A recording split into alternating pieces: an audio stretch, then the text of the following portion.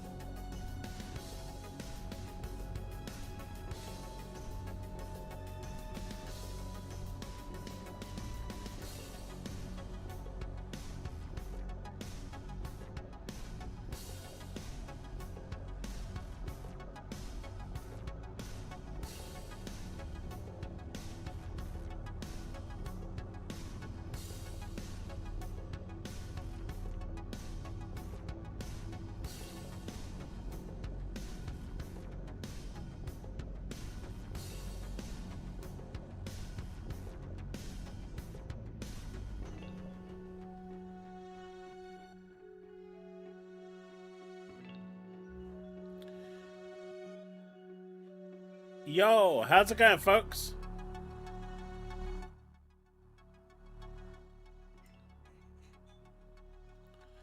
How are we doing? What is going on? 4 minutes late? Yeah, you're like, I'm lucky I'm actually even here today.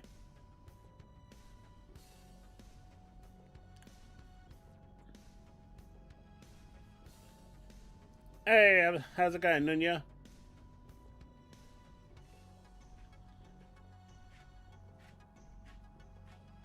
Hey, look, the beard is an extension of everything. Take these together, it's fine. Yeah? Yeah, just take them, it's fine. Won't do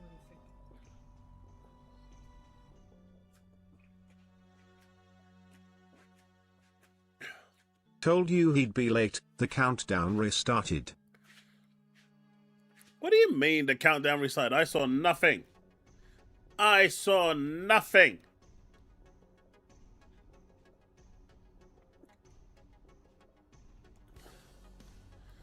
I did get the text-to-speech working, which is kind of cool.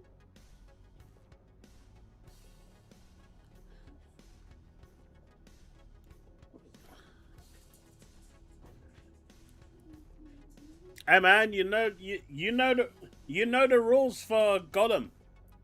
I need to get to 100 followers over at Twitch.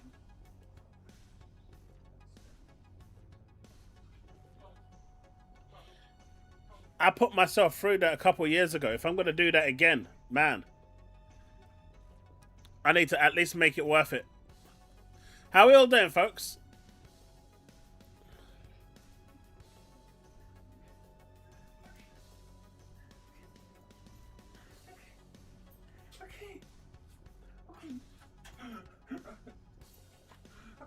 I actually like marathons, so absolutely, you know, yeah, I am all for marathon. I actually like marathon, so if that's what you guys want me to play, okay, we can do that. Are you okay over there? Okay, I won't leave the house again. I'll stay with you. It's Mini Bambi versus Luna, and I can tell you Luna is winning. Wait. Luna has pinned him down. Mini Bambi is unable to get up. I said no. Mini Bambi has gone in for the count. 1, Okay. 2. Oh, he's popped up. I said I'll stay. I won't leave. My son, oops. I didn't, but what I'm going to say is this. Be very careful with what you're doing. Some cyberleak on Reddit or somewhere else has posted what happens at the end of GTA6, and now it's on Twitter. I've read it by accident because he made it a one sentence on the big reveal. I'm not going to say what it is. Don't worry. It's ruined the game for me. If that is, because right now I don't know if it's true or not. So be very careful with what you read, because apparently now he's dropping spoilers, massive spoilers to the story on social media. Absolute wank stain. And the problem is now I don't know if it's true or not, and so I kind of don't know if it's going to happen or not, and so yeah.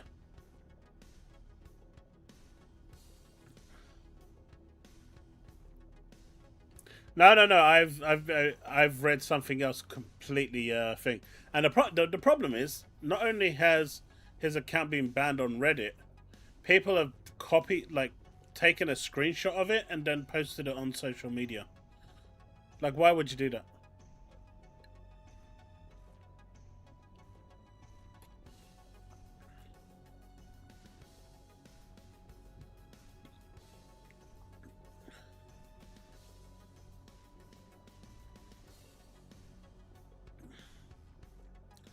Godzilla?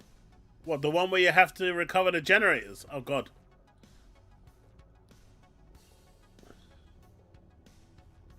I saw what Joe went through in order to actually review that game back in the day.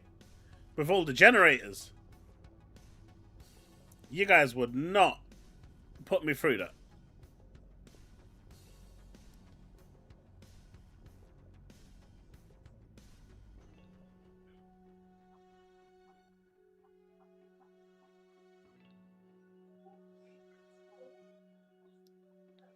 What do you mean? Hey, what do you mean bold? I'm not bold.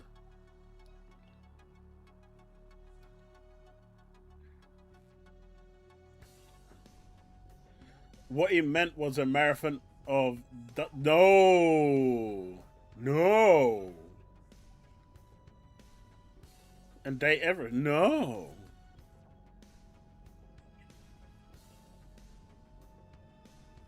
No. No.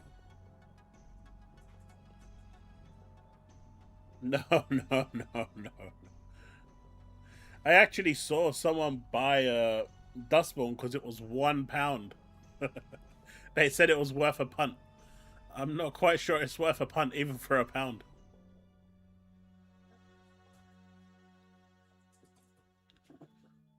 People actually play GTA for the story? I play every game for the story.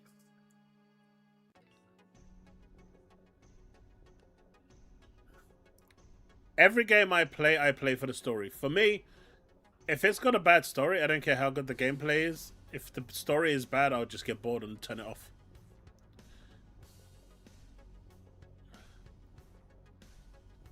Nah, Gollum's story is pretty trash. You got Dustborn? My condolences. My condolences?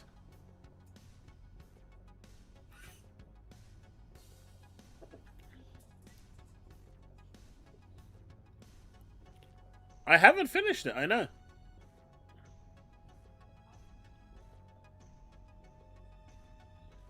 Oh. Where did you put it?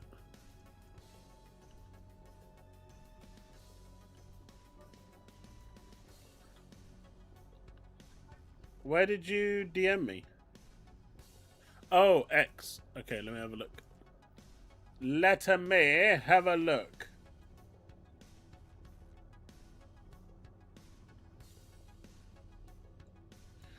X.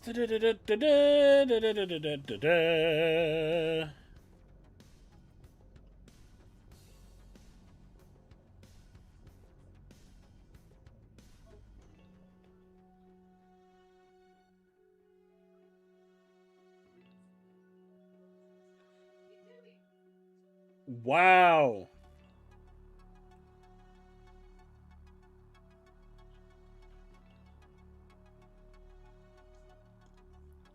They're really going after them, aren't they? So apparently after GTA 6 and Duskbloods, another major game has been hit by a leak. Resonance, A Plague Tale Legacy has leaked in full on PC around 1 week before its official August 27 release. The complete game is already circulating on the high seas. Already happened to Beast of Reincarnation, which leaked 3 days before launch earlier this month, and Forza Horizon 6. Several games have suffered major pre-release leaks in 26. Something is really wrong this year. That's crazy. A small part of the Netflix trailer got leaked as well. Man, at some point you've got to realize that there is something going on and these are deliberate, man. I don't believe for a second that these are just random people hacking into the servers.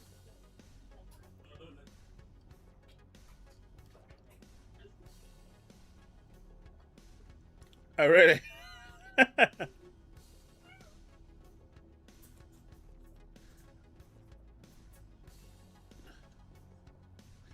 I mean, it technically is Negan.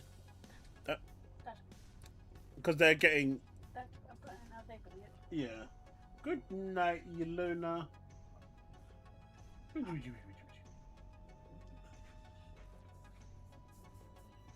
Well, apparently the leak of GTA 6 is actually the PC release. It's not even a console release that's leaked. They've leaked the PC release, which apparently is ready. Right? That's the insane part. So we've got this over here. A statement on the current GTA 6 footage leak situation. Footage from GTA 6 has leaked, and a group of hackers, whom we will deliberately not name here to avoid giving them further attention, claims responsibility. I mean, I think everyone knows who they are by now. The footage itself appears to be genuine.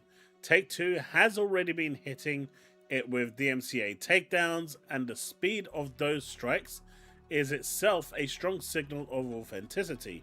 The fact that, you know, Rockstar is actually going out and doing this means that it's real. The group is using the leak to promote a meme coin, attaching crypto links and QR codes to the footage and asking people to pay for more. And so this whole thing about they're doing it for the industry and because they want to cut down bad practices in the industry, well, that this already means that that's gone out the window. They're just doing it for money because it's the biggest game of the generation.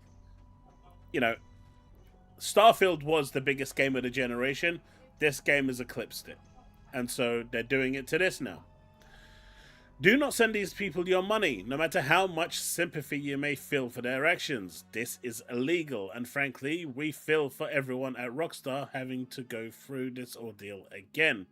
Honestly, the developers have got their money. I don't think they give a shit. They've been paid. Especially just over a week before Rockstar's own official extended look premieres. I think the only one that's going to be pissed is Netflix. Using illegal means to make a point is unacceptable to us and does nothing to protect our right to keep using what we paid for. I mean, in my opinion, the only thing we need to fix right now, because it looks like physicals are going, is digital rights. They shouldn't be able to take the game away from us, period. I understand the live service servers going down, you sign a EULA accepting that. If that's something you don't agree with, just don't play live services. You know, I don't believe in the fact that a company should always have to keep live services open. It's in their nature.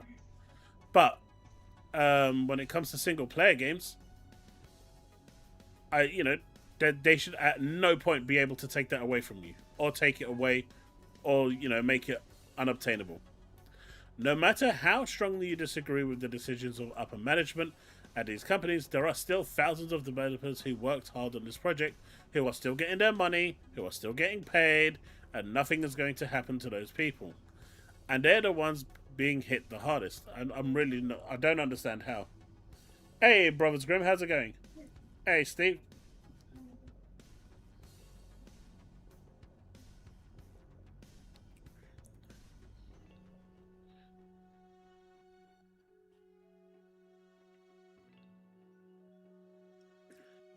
Hey, John Mine. Good old Golden X fan. I see it. Hey, Big B900, how's it going? They are the ones being hit the hardest. Channel that frustration into something constructive instead. This kind of act is destructive and helps no one. Worse, it risks tarnishing the reputation of our communities and our chances to make change. I mean, I'm not really sure how that works, but okay. History isn't on the leaker's side either. The last person who did this to Rockstar back in 2022 ended up with an indefinite hospital order. Wait, what happened to that person? This isn't a cause worth risking your money or your future on. We seriously doubt that the hack was seriously for that reason. And yeah, I mean, I'm big on balanced takes, but we are way past the stage where it would make a difference. So this sort of thing is now inevitable and should definitely be expected. Thank you for an actual balanced take. These hackers are literally attempting to rob people with this crypto scam. Somehow people think they're doing this for selfless reasons. They are not. They are obviously going to try and scam you out of everything you've got.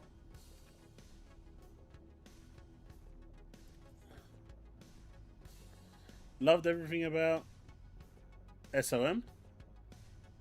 The art, the music, the aesthetic, but didn't want to support Xbox. This is now a great excuse to pick it up. Oh, I think I saw that some time ago. South of Midnight. I think where is it? Netflix has a bit of a. Netflix is pissed, right? GTA6 leaks spark anger and tension within Netflix. The massive leaks spoiled Netflix's exclusive information and details about GTA6, which it had planned to reveal exclusively on August 27. This caused a state of anger and tension within the company ahead of the anticipated presentation. You know, Netflix would have paid big for this, and their big reveal day has just gone down in the drain. Well, I mean, if I was Netflix, I'd just cancel the deal, get my money back, and call it a day, and let them release it the way they want at this point.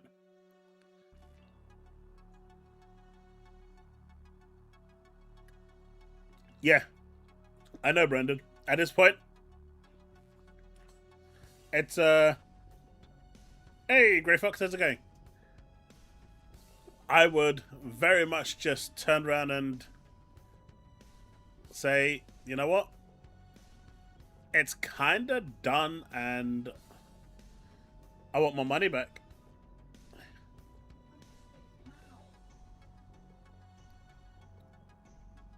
It's crazy though. How did they actually get the data?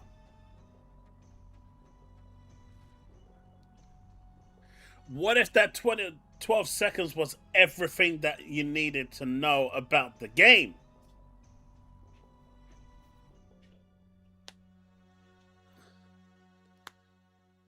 What if in that... I mean, to be fair, Gorsty, right? I've actually become addicted to IGN's speedrun shows. I love it when they actually get the developers on board to watch the speedruns, and the developers watch people rip their game apart. And I was watching this one with Hitman, and they watched a guy, and he finished the first mission. He finished the first mission in 6 seconds. And the guy, one of the developers, turned around and goes, "Didn't it take you like the best part of a year for us to build that level?" And the other developer goes, "Well, at least you used the guns I made."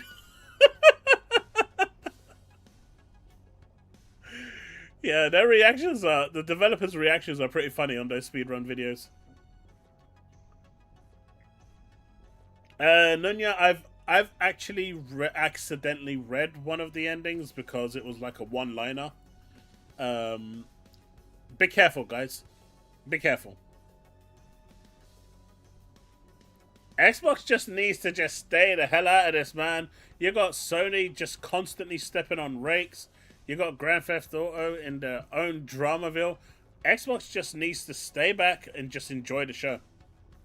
They don't need to get involved. The best thing they can do is do nothing. I mean, you're already seeing the PlayStation fans already trying their whataboutism with the whole, oh, Xbox is going to save physical media, right? And I'm like, well, at least I've got a better chance than PlayStation, no? PlayStation has 0% chance. Even if it's a 1% chance, it's still better than what PlayStation's doing, so shut the fuck up.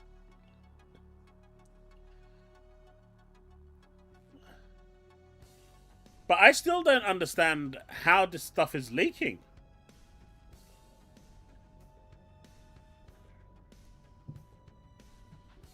Like, it has to be internal, right? Then, unless they're literally getting into their servers. But you'd think if you're going to build a game worth $2 billion, you'd have like a Faraday cage or something, man, on those servers to make sure nothing is getting out. Man, I would build like a fortress around those things.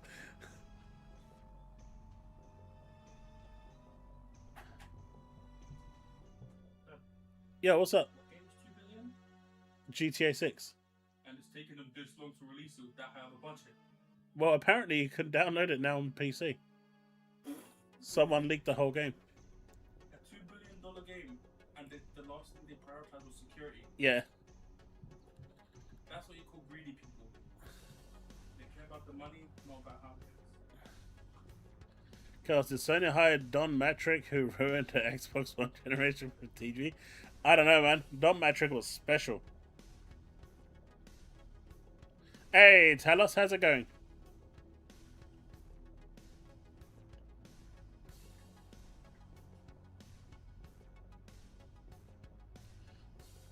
It has to be internal. It has to be, man.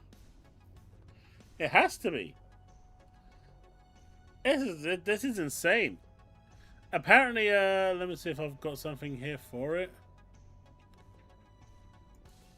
Take-Two loses $2 billion in value following GTA 6 leaks. It's not known if it's a direct correlation or not, but their share price fluctuated by 0.6% apparently. Was the takeaway. But that 0.6% was $2 billion. When you're talking about, you're not even talking about 1% here. 0.2%. And they lost $2 billion. It's $2.8 billion now? Oh, so they're hitting that 1%. I mean, how do you... I don't even know, man. Wait. The EXE is real. How do you know? How do you know?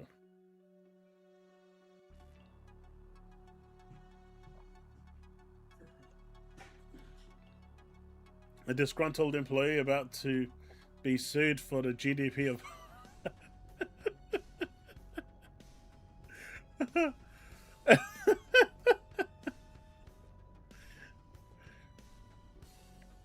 You got to be one of those former employees Take-Two made Rockstar layoff due to falsely leaking any GTA 6. Yeah, Wolverine is playable in its somewhat broken state, but it is playable. Like, this is insane, man. That means the game has to now make $5 billion in order to recoup the losses. I can see it doing that over the span of 5 years. Maybe. The question is, will they even recoup the $2 billion?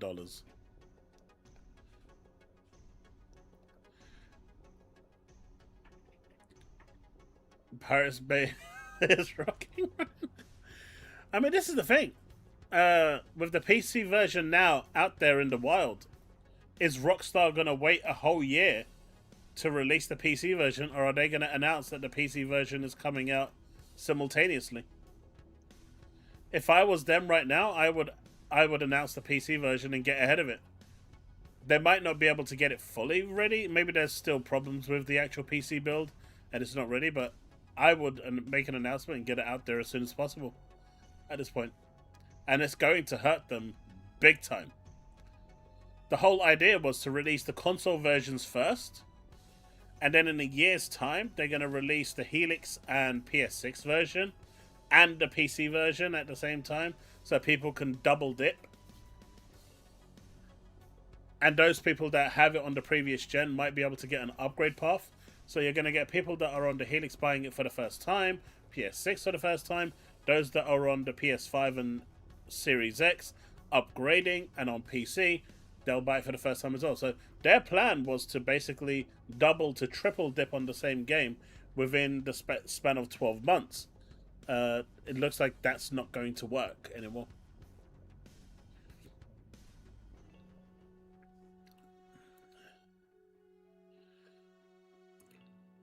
Dude, I actually saw a video of his today and I couldn't believe it. He was actually speaking sense.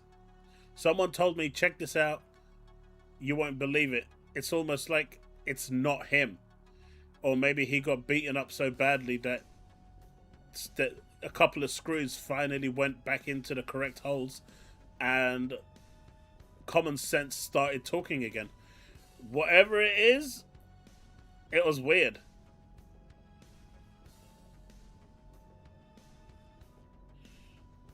Stock losing value isn't actually a loss for the company though, and making profits doesn't actually make stock prices go back up necessarily.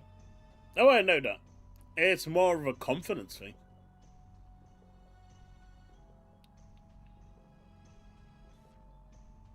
Right? JTech said in his boring sleepy podcast that developers need to stop using PC to make games and use Sony engine. Leave JTech alone, man.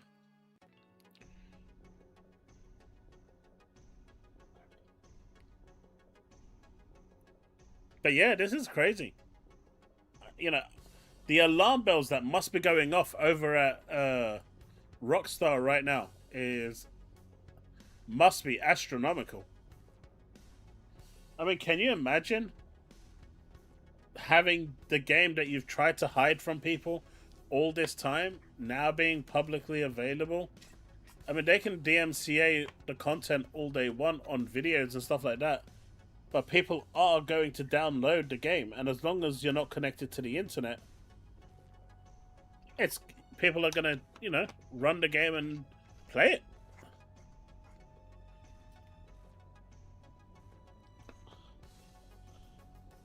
So yeah, from what I've heard, even the Pro is running at 30 FPS. I think the Pro is going to have a slightly higher resolution, but that's about it.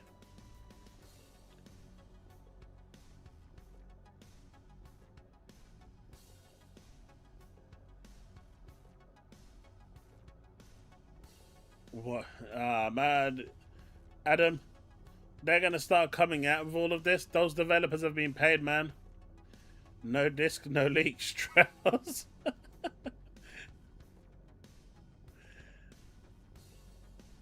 Every game is made on PC. I remember Nibs actually said that PlayStation 5 games were made on the PS5.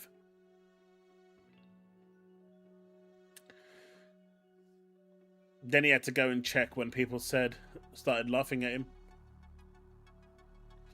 Sometimes people do make special observations.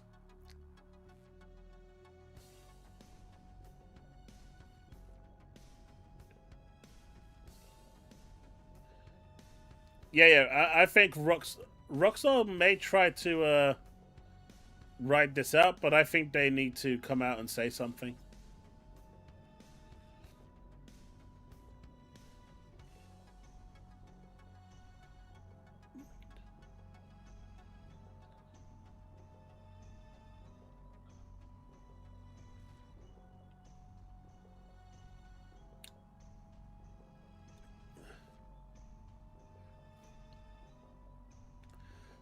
You can get around it.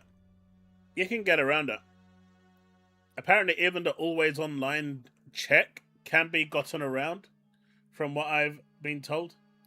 Like, I was having this discussion on Tuesday, I think, in my Twitch channel. Or was it on Wednesday? Can't remember. It was either Tuesday or Wednesday. And, I was informed that, you can circumvent those checks. It basically times out and passes you through. Or they just take it out entirely from the build.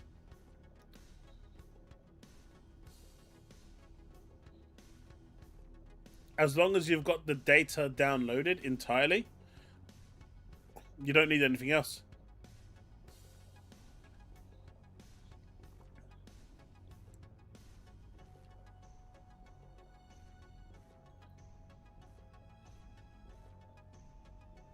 Lore tool?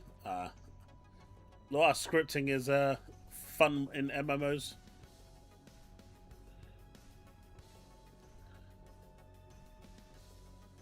Can't wait for Take-Two's next earnings call. Investors and shareholders about to rain fire in Strauss. Oh yeah, they're going to be pissed. Because the one thing shareholders love more than anything is money. They go to the school of crabs. I like money.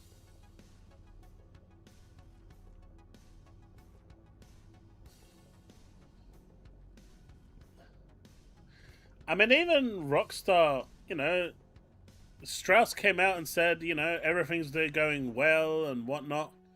But he refused to say, how many has been pre-ordered. We've got estimates from Sensor Tower, but he said that he won't reveal that information. There's only one reason why you don't reveal something so simple and rudimentary as numbers.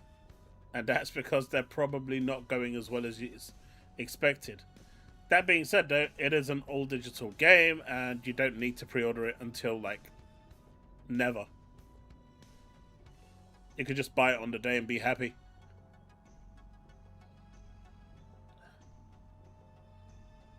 No, I haven't.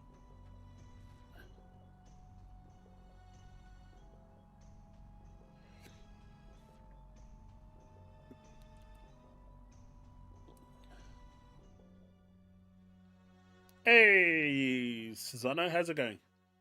How many pre-orders have cancelled? Well, this sort of information is never going to be made public, man. This is definitely an inside job. Nah, they're not going to delay the game. If anything, they may hasten the PC release.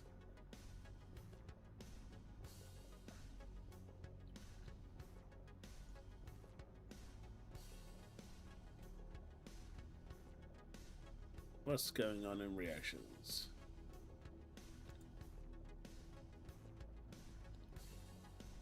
Oh, snap. Keep getting one. Pokemon Scalp. Oh, no. Oh. Scalpers are the worst. Absolute worst.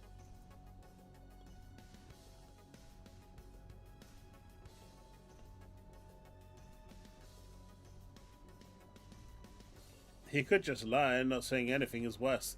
That's the thing.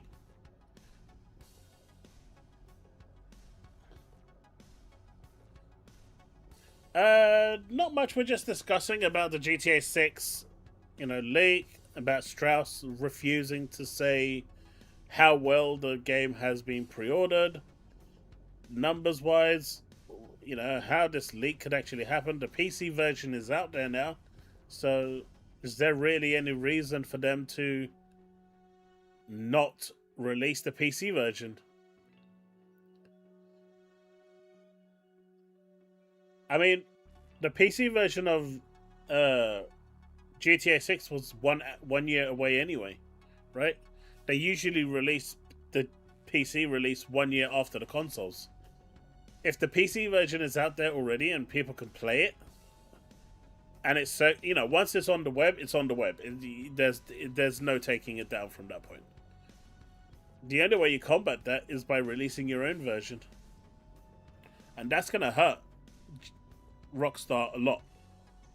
Because like I said, their model has always been release it on consoles, a year later, release it on PC, and then they'll release like a updated version of like a definitive version for consoles that they can upgrade to, or for new people to go and buy it at a discounted rate. But the benefit of next year is that next generation consoles are expected to be released. So you'll see a Helix and PS6 version. So that's like triple dipping on the same game. And that's what they were banking on. And it looks like they might not be able to do that.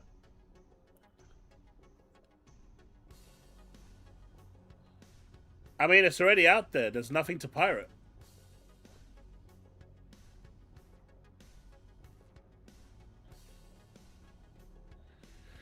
Could be either they are hiding bad numbers or they're announcing it because the numbers are high and it will cause a... I mean, it's possible that that's thing. I think the it's probably the former. Sensor Tower reported it at like 4.8 or 4.6 million. Now, don't get me wrong. For any other game, they would be jumping for joy and doing cartwheels at 4.6 million pre-orders. But this is Grand Theft Auto. The expectations for this are much higher.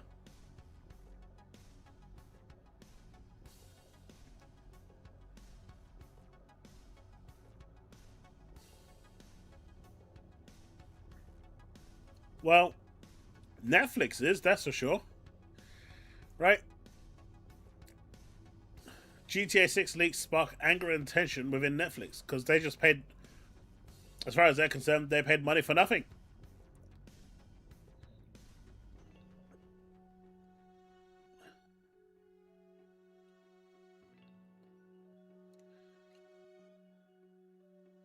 It could be an early build.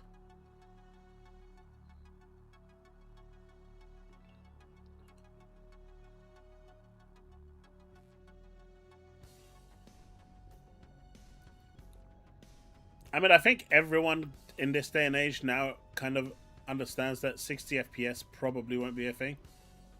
Right?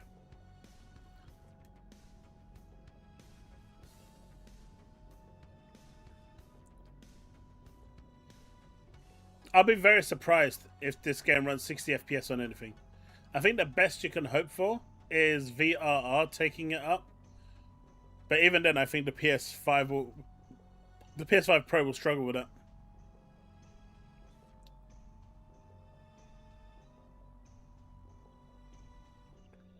Because I think they need to get 46 FPS in order to activate VRR. Someone's going to correct me now and say it's 47 or 45 or 48 or something.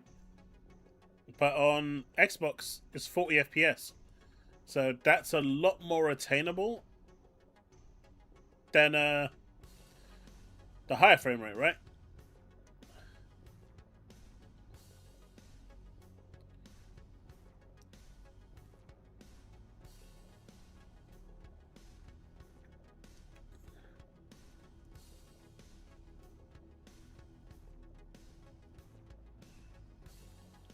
Woodpit, you mean with the whole no disc variant? I mean, dude, my brother is like a super casual, right? He maybe plays video games 2-3 hours a week. But one franchise he loves like a lot is Grand Theft Auto. He's got all of them. He plays through all of them. And, he's been looking forward to this to add to his collection on his shelf, especially with the disc. And when he rang me up and goes, "Is it true that they're not releasing it with a disc?" And I said, "Yeah, it's coming out digital only." And he was like, "Why? That's stupid. Why not release it with a disc?" Like, he was genuinely upset. And like, he's as casual as they come, and even he was upset that they're not releasing it with a disc.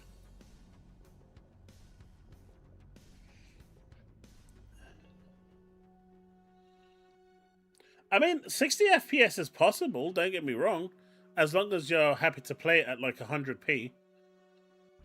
Maybe 144p? I mean, at that point, maybe even the Switch 2 might actually get some action.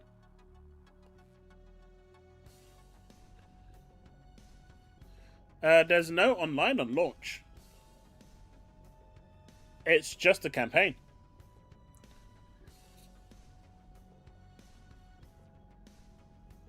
$120p 40.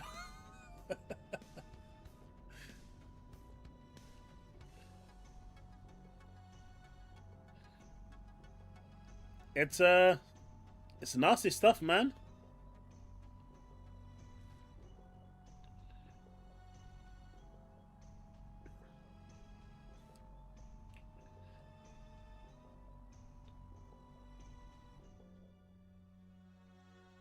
They're doing that with a Series S, Susanna. GTA6 will be 1,000 FPS on the Switch too. Hey, what's up, Paris? Oh. Man, the Switch 2 gets bullied so much. They should have just named it a Switch Pro. I think it would have been so much more socially accepted. But the amount of bullying on the Switch 2 is crazy. We call it the 144p machine. We just got to wait until Digital Foundry gives us the numbers. Super Switch. You know what? I think it was Paris, wasn't it you that first said Super Switch? Like the Super Nintendo. If I remember correctly. I think you're the first person that I remember seeing say it as the new name before the Switch 2 was revealed. Haters, GTA. Yeah. See? I do remember stuff every now and then.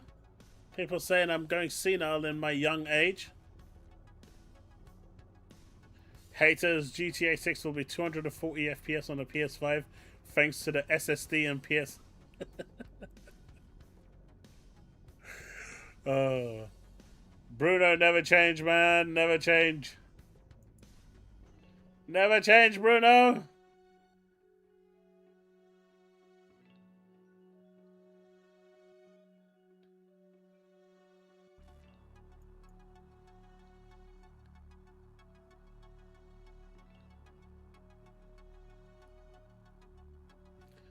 I think the Super Switch would have been a better name. It would. It would have. I think it's just such a small incremental update compared to the previous one. Nvidia's DLSS is doing all the heavy lifting at the moment with that machine.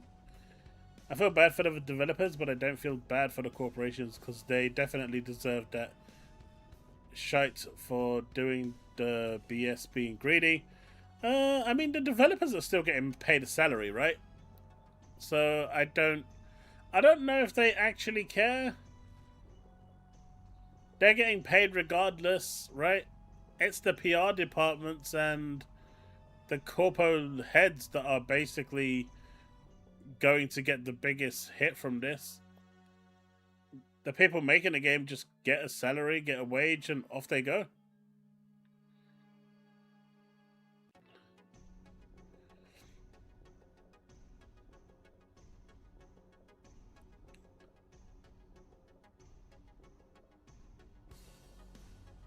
Switch Advance could have worked as well.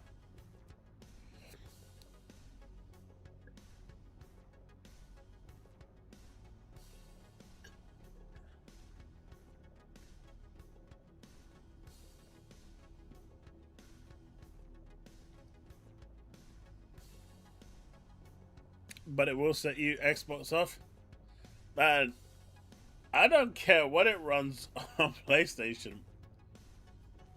I'm gonna pick it up on Xbox. I'm gonna use my Microsoft reward points, get whatever discount I can get on it, and pay the rest and be happy. I'm more excited for the fact that Trails in the Sky Chapter 2 is coming out soon. Hey, PS5 Blows, how's it going? The demo got released today, I think, across PC, PlayStation, and Switch 2. And so, downloaded it on Steam, ready to go.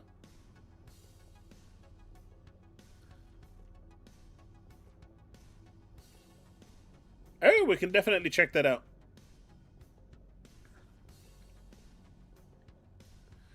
But yeah, this is insane, and you know, we'll keep watching this and checking what's going to happen. But I think Rockstar need to come out and make some form of statement as to what they're doing, because not a good. But hey, for those of you McDonald's fans, here's the collab in all its glory. I think this is such a missed opportunity. Right? This should have been called Chief Nuggets, and it's not. So you got includes a Candy Crush McFlurry, a Halo McNuggets, should have been Chief McNuggets, a Forza Soury Cherry Drink, a Fallout Cheesy Potato Bites, and a Wow Dragon Breath Dip. Thanks, Byron.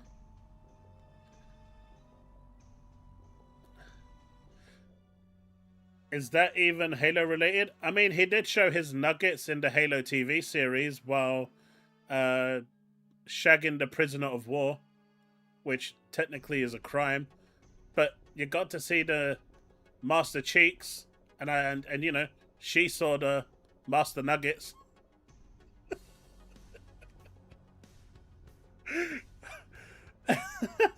so yes, in the UK. And if you get these, you get like free rewards from this. Like if you get the Halo one, you get an outfit, you get a skin. Candy Crush gives you a bundle. WoW gives you an emote. Fallout gives you an item, I think. And Forza gives you a voucher to get a free car. So I'll grab the Halo one. I'll grab this one. I don't know if the codes are worldwide. I'll have a look. If they are worldwide, I'll try and grab as many as I can and, you know, give some away in chat. The kids love McDonald's, so it'll be a glorious feast for them. It's okay though. I'll leave the Candy Crush one for Steve. Now that Gears of War is gone, he needs to slow down and recharge, so Candy Crush should be his pace. Hey, I'm definitely grabbing the Chief Nuggets.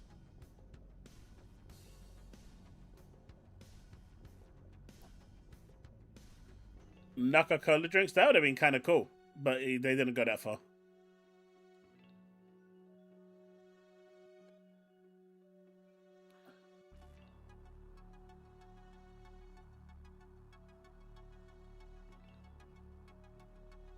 I don't know when this is actually live, though. Missed opportunity. Oh, look, Master Nugs. I was like, Master Nuggets. He should have called Master Nugs. But, yeah, could be cool, could be cool, could be cool. Someone posted... Anyone want to check out the trailer for Black Myth Zhonghui? We got that. We got it. We got it. Man, I still can't believe apparently DCG made actually a video that people agree with. Hell must have frozen over. I still can't get my head around that one. The other big news is this one over here. This one's massive, actually, because Sony just can't catch a break. No matter what they do, they just cannot catch a break with their live service push. Right? Horizon Hunter Gatherers is being completely rebooted. Apparently, they had a playtest, and the ones that playtested it said, your game kind of sucks, dude. We don't like it. And so they said, you know what? we're going to reboot it entirely. We're basically no longer making it a live service. There's going to be a story mode. It's going to have co-op gameplay. I think more akin to Monster Hunter now, as opposed to being like a full, you know, service-driven game. But it's going to have a story mode, which is something that Marathon should have done in the first place as well. So it appeals to the single-player audience, and you can actually then get them slowly going into the multiplayer. It's a smart thing to do, but I don't know, man. They said it's going to be a smaller scope, but I don't see this surviving. Apparently, they've got about a month or two to do whatever they can to repitch it to Sony, and if Sony doesn't like it, wah wah.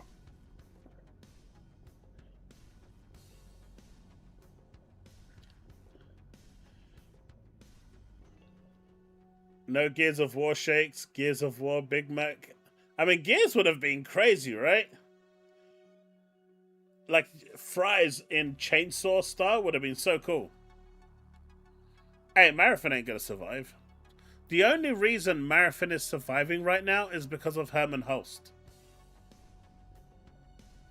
Right? That's the only reason. Herman is the one that's keeping Marathon alive. Because they've doubled down and tripled down and quadrupled down, well, he has anyway, on Marathon being a successful product. But the numbers don't lie. It's just not working. And if what I've seen is true from the Destiny community, they've actually now got, do you know all that Sunset content? All that Sunset content from Destiny 2? That Bungie said is gone and they can't really do anything because it's not working. People have managed to get all of that content, rebuild it, and you can actually now go into the whole of the vanilla D2 and just explore the maps. Within a week, they've managed to populate those maps with enemies. It's crazy what the community is doing that Bungie couldn't. Marathon is dead on arrival. Yeah, I don't see Bungie around for too long, Paris. I don't see them around for too long. I think 2 years is being quite generous. I think the moment Marathon is gone, and I think they'll give Marathon in 6 months' time. I think they're gonna have a confidence check on Marathon to see where it is, and I think that's going to be the deciding factor. You've got Gummy Bears that is now being run by LFG. That was a Bungie project, but Sony took that in-house, took some of the Bungie staff and then mixed it in with SIE, and they created a studio within Sony called LFG. They're doing what is it? They're working on Gummy Bears, and so Bungie literally now just only has Marathon. Apparently there's a couple of incubation projects that they're looking at, but they're being rejected by Sony every single time. I almost feel like Sony really wants to hurt Bungie and ruin them. I don't think... Like, if it was me, I would have shut down Marathon and kept Destiny going. I think that was the smart play.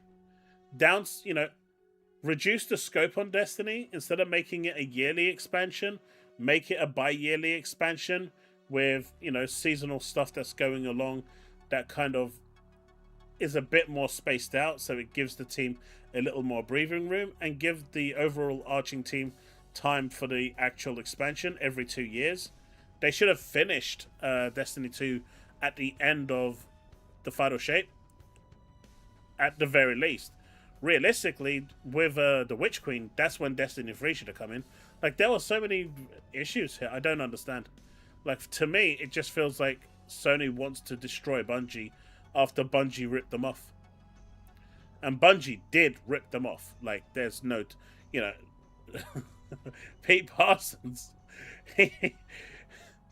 He performed the greatest heist of all time. He performed a $3.6 billion heist. It's crazy. All those incubation projects, I think, were all fake, right? I don't think any of them were actually real. They were just there to prop up the price.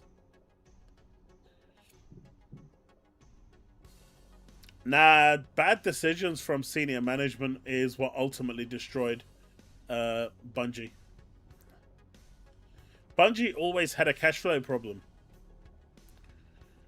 It always had a management problem. I mean, even if you go back all the way to the beginning with Bungie, right?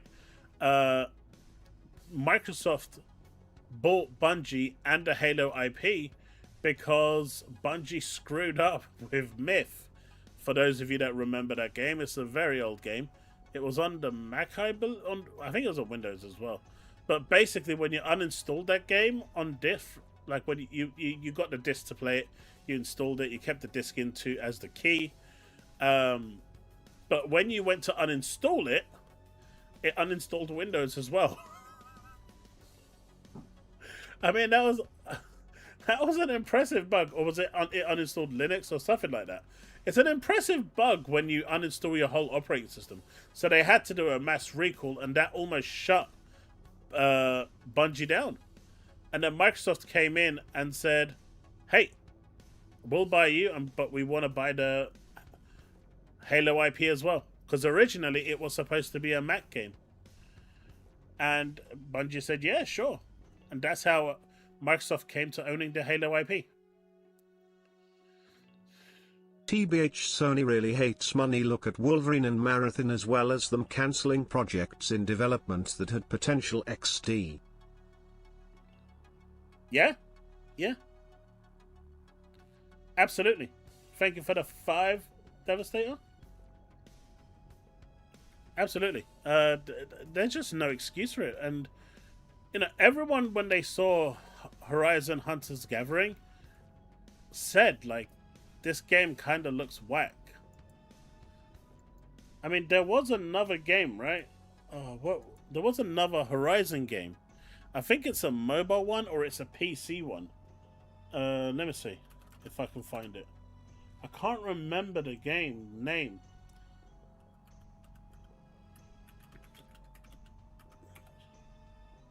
But it's not Still Frontiers, that's the one. From 9 months ago.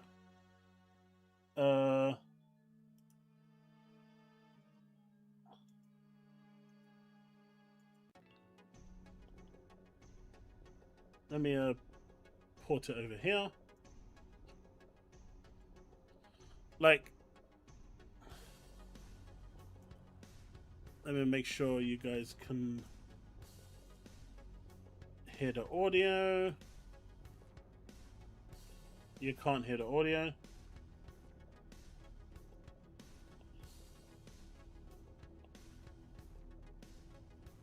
By the way, chat, I'd finished a game called Duskfade today on stream over at Twitch.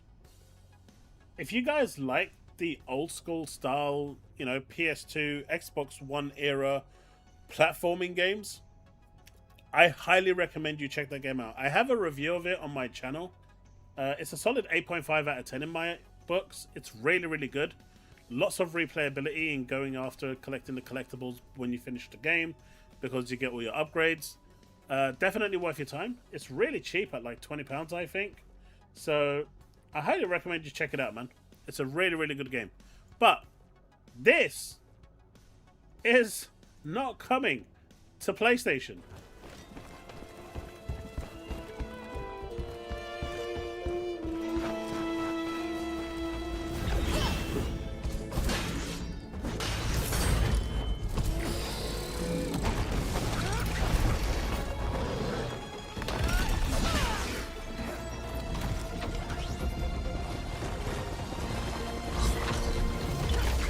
Yeah, this is not on PlayStation. This is on mobile and PC only.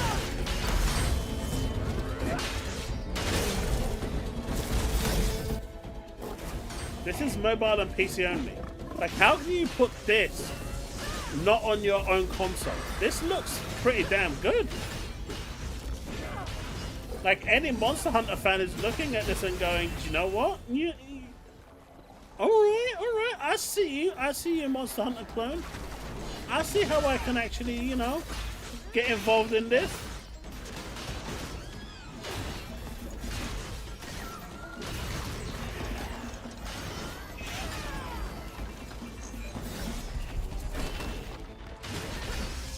No. But the original Marathon was a first-person shooter on the Mac, and then they had Marathon 2 and Marathon 3. Like, how do you have this not on PlayStation? It's crazy.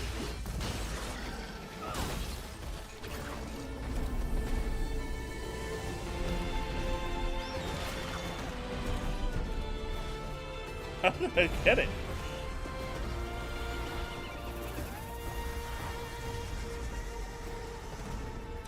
Oh, they're free on Steam? I might have to check them out.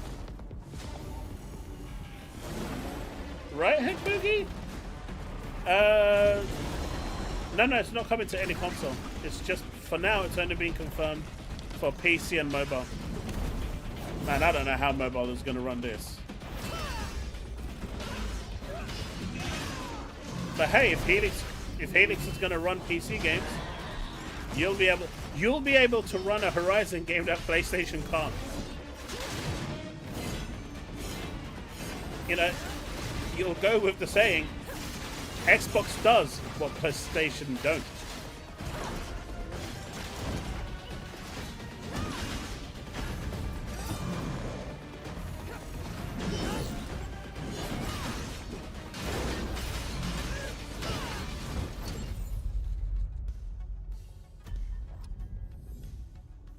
Yeah, it is. That is mobile, because you see under here it says, this is a pre-alpha footage.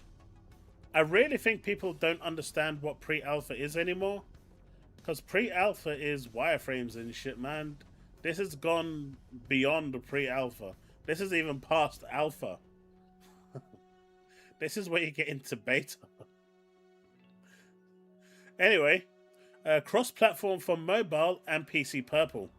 When they say purple, they mean that it will run through BlueStacks and stuff like that. But yeah, so they've got that sitting there, not available on PlayStation 5, which actually looks pretty damn amazing. But Hunter's Gathering, which is this one over here, for whatever reason, they're like, yeah, we're definitely gonna have this one. It's like they don't learn, man. They don't learn.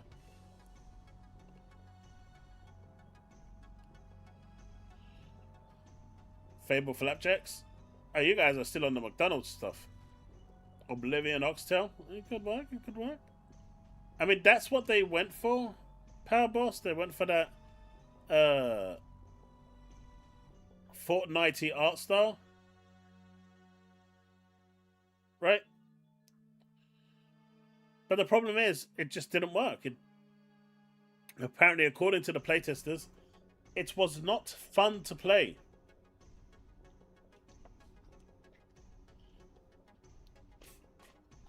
And if they're trying to appeal to the gacha audience, well, this ain't it, Chief.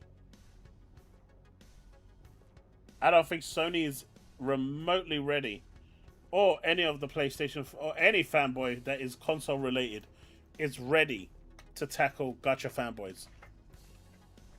You guys think that console fanboys are bad? You ain't seen nothing, man. The gacha fanboys, they're on a whole new level. You don't mess with those people. Diablo Deviled Eggs.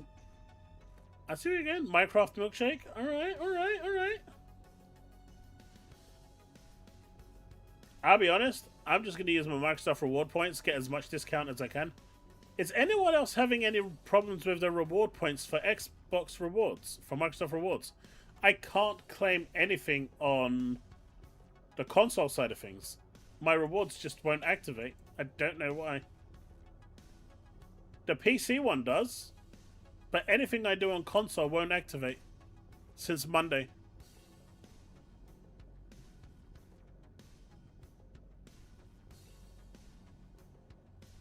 No matter what I do.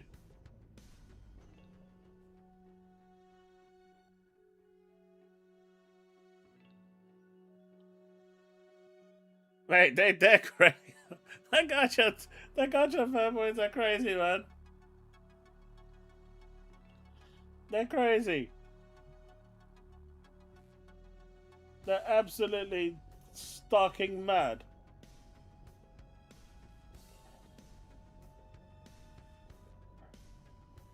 No, the designs look horrible as well. Like, you got this dude over here who's pretty much a hipster with its earrings and flashy hairstyle. You got the big mama over here. You got the kind of Leo Thundercats wannabe over this one. Fuck knows what that's who they're trying to be. And this one's trying to, I don't know, be a 70s dude with the afro.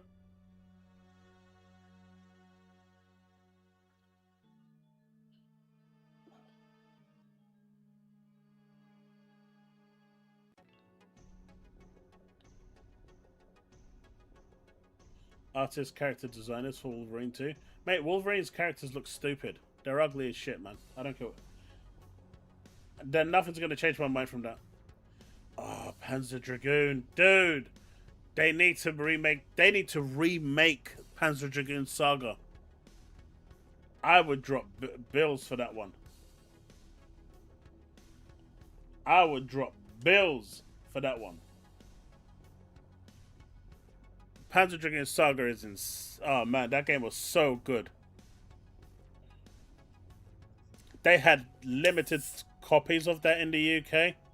I actually skipped school just to go down to Tottenham Court Road that one time. My mum didn't even know about it, man. When she found out, woo boy! But you know, it was worth it. The consequences were worth it. Me and my friend gave them a call in Tottenham Court Road, and they were the only one I could find that had it. That was remotely in London. They had one copy, and they said, if you come here within 2 hours, I'll reserve it for you for up to 2 hours. Man, we made sure we were there.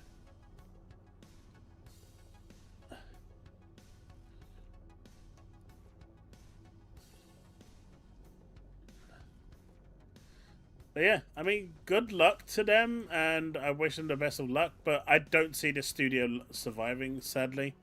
They now have to reboot this whole game. This game was fundamentally designed as a live service at its core, so they have to change a bunch of stuff now. Pretty much, almost, you know, I don't even know if they're going to keep the assets, and if they're not, and the graphic style is going to change as well, then they're basically restarting this from scratch. I don't see Sony agreeing with it. The only reason they haven't been shut down already is because of the Horizon name, and you know how Herman feels about Horizon. Hey man, Zanku is... I don't know, man. Fadia is Fadia. But Zanku, she's insane. It is his baby. That's the only reason they're not shut down. Like, I was watching, what's his face today? What's that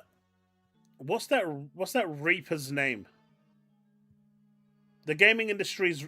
He's known as the Reaper of the gaming industry. He only rears his head when there's bad news. He works for Bloomberg.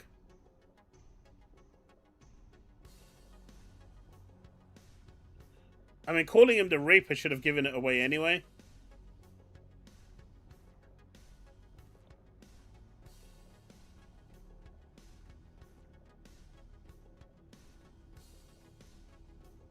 Yeah, Jason Schreier, that's the one. You know, he actually ripped Sony apart as to what was going on there. Tom Anderson.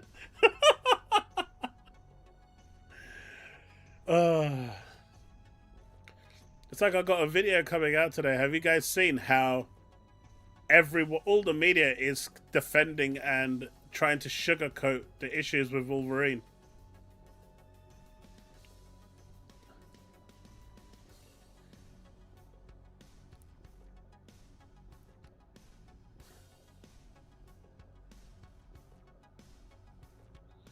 But man, good luck to them.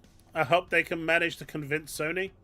But there is something seriously wrong with what Sony's doing. In fact, I might actually... did I save that video? Do you guys want to check out the video from what's his face? The Reaper. PlayStation's live service initiative could not have gone worse. Is the name of the video. Hello, One Take Schreier here. That's the video. You guys are coming up with some amazing names. I like it. How is the Mobile Horizon game? That was the Mobile Horizon game. This is the Mobile Horizon game. This is running on mobile. I know it's hard to believe, but this is running on mobile. This is mobile graphics.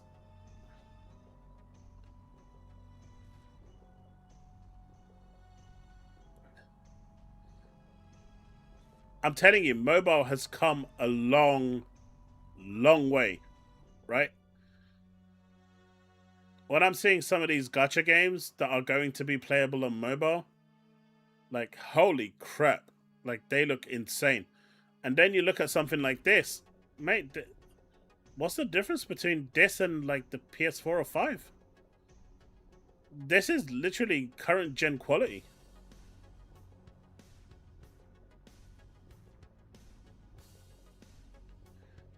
I really hope, Power Boss, it's going to be Quantum Break 2. Remedy is finished with their game, more or less. It makes sense for Remedy to be the third party. It's a first party IP with Quantum Break. Microsoft owns the IP. So it kind of goes hand in hand. Third party developer with a first party IP. It's not that. I'm still going to use Copium. I mean, you could tell me in Discord, Paris. You know, I'm not going to say anything. My lips are sealed, as always.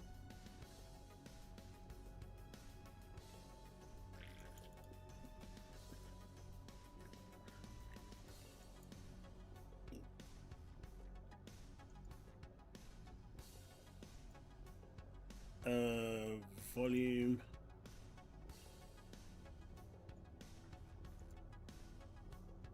Hello, One Take Schreier here. I really like the term Quantum Break is amazing. Live Service Initiative, Sony's Live Service Initiative, because it makes me think of the Avengers, except instead of Nick Fury going around and recruiting superheroes to team up and fight a great evil, it is Sony executives going around recruiting studios to burn through hundreds of millions of dollars in years of their lives. This morning, I reported on Bloomberg.com that Guerrilla Games, the Amsterdam-based studio responsible for franchises like Killzone and Horizon. The reason why I mute a lot of the content is because I'm constantly hit with copyright strikes. That's why.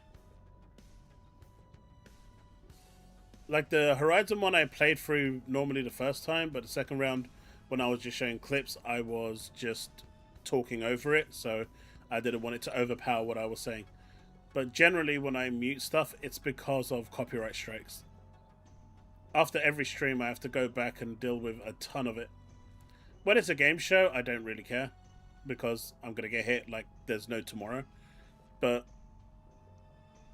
like, do you remember that one time you sent me that clip that was 10 seconds long and I got copyright strike for that one?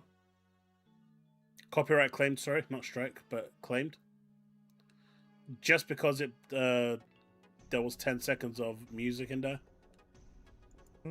Has rebooted Horizon Hunters Gathering, the online live service game that was released earlier this year. And their plan, their kind of tentative plan, is to scope it down, to move a bunch of people off of it, to remove the live service elements and turn it into more of a traditional co-op game. They have until the end of the year to kind of figure this out, and then there will be milestones and reviews, and we'll see if it actually ever gets off the ground or if it is quietly canceled. This happened because of negative playtest feedback. The game had been getting playtests throughout this year. There was one, I believe, in February, another one in May, and in June they looked at the scores and they said, this isn't working, we need to figure things out. And this week they had a big meeting where they talked about what is happening and reassigned some people, and are kind of scrambling as they figure out what happens next. And this is just the latest example of a PlayStation studio failing to come up with a live service game, in large part because PlayStation has spent the last few years trying to fit their single player focused studios into multiplayer games to very little success. So let's start from the beginning, and I'm going to tell you the story of PlayStation's failed live service initiative. Why are gacha games a scam? They provide constant updates, really good content. Stories are generally quite good. Gameplay is generally quite good. You get new zones, new missions, new objectives. They generally give you a lot to do. Maybe you're not playing the right gacha. I'll go way to the beginning, but let's go to the PS4 era, shall we? The PlayStation 4 comes out in 2013. It's fairly successful right out the gate, becomes one of the fastest selling consoles, I believe the fastest selling console, despite the kind of sentiment in the air that came from analysts and pundits around the time that consoles were dead because of mobile gaming. The PlayStation 4 came out and kind of proved everybody wrong. And then it really did quite well over the next 7 years while it was the prime console on the market leading into the PS5. And it did quite well because Sony had this really cool, big stable of high quality exclusive games, many of which were nominated for Game of the Year or other awards, all of which got high critical acclaim and also commercial success. And that list includes Horizon Zero Dawn, which came out in 2017. It includes the God of War kind of reboot, which came out in 2018. It's almost like, let's call that its own new franchise, God of War reboot franchise.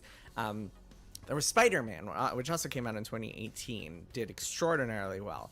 There was Ghost of Tsushima, came out in 2020, did very well. We saw Uncharted 4 around that time. The Last of Us was technically a PS3 game, is where that franchise launched, but I would say the PS4 era is really where it took off because that game came out in 2013, just a few months before. I mean, the PS4 had some bagging games, man. I mean, they after the disaster that was the PS3, Sony were like, we're not holding anything back with the PS4. They went all out with the PS4. And people expected that with the PS5, and I don't think they delivered on that. They didn't hit the same high standard that they do, because I don't think they realize they don't need to. The PS4, and so a lot of people wound up playing the PS4 version of it, and then of course the second game came out in 2020 towards the end of the PS4's lifespan. So we're talking about a generation that was just full of hits for Sony, and all of them were single player narrative focused games. A lot of people made fun of some of the similarities, open world, sad dads, etc., but that is what they did. That is what did quite well for them. But something interesting happened, which is that Sony decided to pivot, and I think there are a bunch of reasons for this. I made a video a few weeks ago called "Why Everybody is Chasing the Live Service Games," why everyone wants the live service I like money. I like money. dragon, why people are obsessed with why companies are obsessed with live service games. So go check that out if you're curious about why. I mean, the reality is, if you get one truly successful cash cow live service game. See, they messed up with Hellblade, not Hellblade, Helldivers 2, right? They messed up with that one because they allowed you to claim so much currency in game, and they did lower it, right? They did lower it, but they haven't stopped it. But they've allowed you to farm the currency in the game. So unless you're a whale, if you like the game, you will get enough currency to buy the war bonds. So you don't have to spend a dime. And that's a live service game. So if they're not making money through the war bonds, then they need to do what No Man's Sky is doing and make sure that people are buying the game, continuously. I mean, how people are still buying No Man's Sky is insane, but they make millions of sales every time they put a promotion on it and release a new expansion. They release a massive new update with No Man's Sky. They reduce the price by 50%, and everyone goes wild and keeps buying it. At this point, I think people forget they have the game and are just buying it over and over again. But Helldivers didn't have that appeal because they kind of give it to you. So, and considering they're not going to go down the model of selling the game anymore because the hype for that game is gone, they kind of missed that golden window opportunity for that game. But what they want is a game like Marvel Rivals, which is cheap, cheerful, add a bunch of bikini skins for the girls, and that's it. It's raining money, man. It's raining money. You don't need to do anything else. The money just comes in. Because fan service sells, right? Waifus sell. People like to look at nice things. They don't want to look at Shrek, on a woman's body. They want to look at something that's appealing. The reality is, sex sells. And the sooner people understand that, the better. And Marvel Rivals directors even said, we understand that this is what the community wants, and so we're going to give it to them because we like money.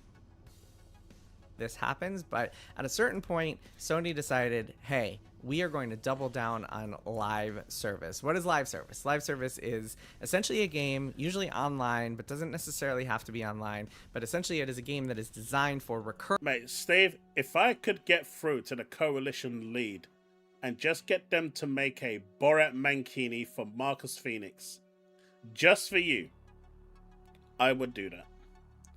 As an Easter egg skin, just for you, I would do that, just for you. Because that's how much of a good friend I actually am. A Borat Mankini on Marcus Phoenix. I'll even add Carmine in there as well, just for the sake of it. Recurring revenue. In other words, you put out the game, whether it's free to play or sold as a box product and you buy it, you put out the game and then it has some sort of recurring spend, some sort of monetization, some sort of microtransactions that are built in to get people to keep spending money on the game over time, over months, even years after it comes out. And See? this is they're designed in a way to support ongoing content, because the idea is we keep people playing and they will keep spending money on this thing. And there are all sorts of examples of live service games. There's the obvious big ones like the Fortnites and Robloxes of the world. Roblox is kind of a platform, so that's almost a different category. But let's say the Fortnites and, I don't know, the Minecrafts of the world. There's the kind of running online, almost MMO type live service games, World of Warcraft, Destiny. Oh man, can you imagine going into a Gears PvP? You're all in your armor suit and everything, and you look around your whole team and everyone's in a Borat Mankini. Yep. Power off. My job here is done. I was obsessed with Marvel's Rivals last year. It started getting so over monetized. I mean, it's just skins though, right? The raw game itself is still the same. I mean, it's a free-to-play game. They have to monetize it. Unless they're selling power, then that changes things, and that's usually the end of a live service game. The moment they're selling power, it's game over. But they're going to push skins like there's no tomorrow in order to get people to buy it, because at the end of the day, that is what monetizes the game and allows them to make content. Oh, I know. Borat is totally straight. But Steve still wants to see Marcus in a Mankini. There's also games that are just kind of traditionally sold, but then have ongoing microtransactions like NBA 2K or even Helldivers 2, which we'll get into in a sec. So Sony went around and said, hey, we want to do this. We want to have, the quote was, we want to have at least a dozen live service games shipping by, I believe they said it, at the time, this was like 2020 or 2021, they said by 2025 or 2026, we want to have a dozen live service games out and running. This is because live service games make a lot of money when they're successful. Unfortunately, there's some downsides to this strategy. Live service games are very difficult to make. They are expensive to make. They sometimes fail to resonate with players, and some of them do. Some of them players really enjoy, but a lot of them just fail to crack the market because it's a very oversaturated market, and you're fighting for this player base that probably already has their favorite live service games. And I think that's the biggest problem, right? And I think you're about to see that in the gacha community as well. Oversaturation of live service games. You know, these games are designed to absolutely suck every hour of your day, right? They're designed to keep you playing and keep you grinding and keep you within them. Thankfully, gachas aren't like that. They're designed to keep you in the game for maximum of about an hour or two daily. Maybe an hour at best. And then you can go and do whatever other thing you want. But with games like Destiny and The Division, they're designed to keep you in the game grinding away to level up and unlock more skills and get more better gear and farm for that god roll.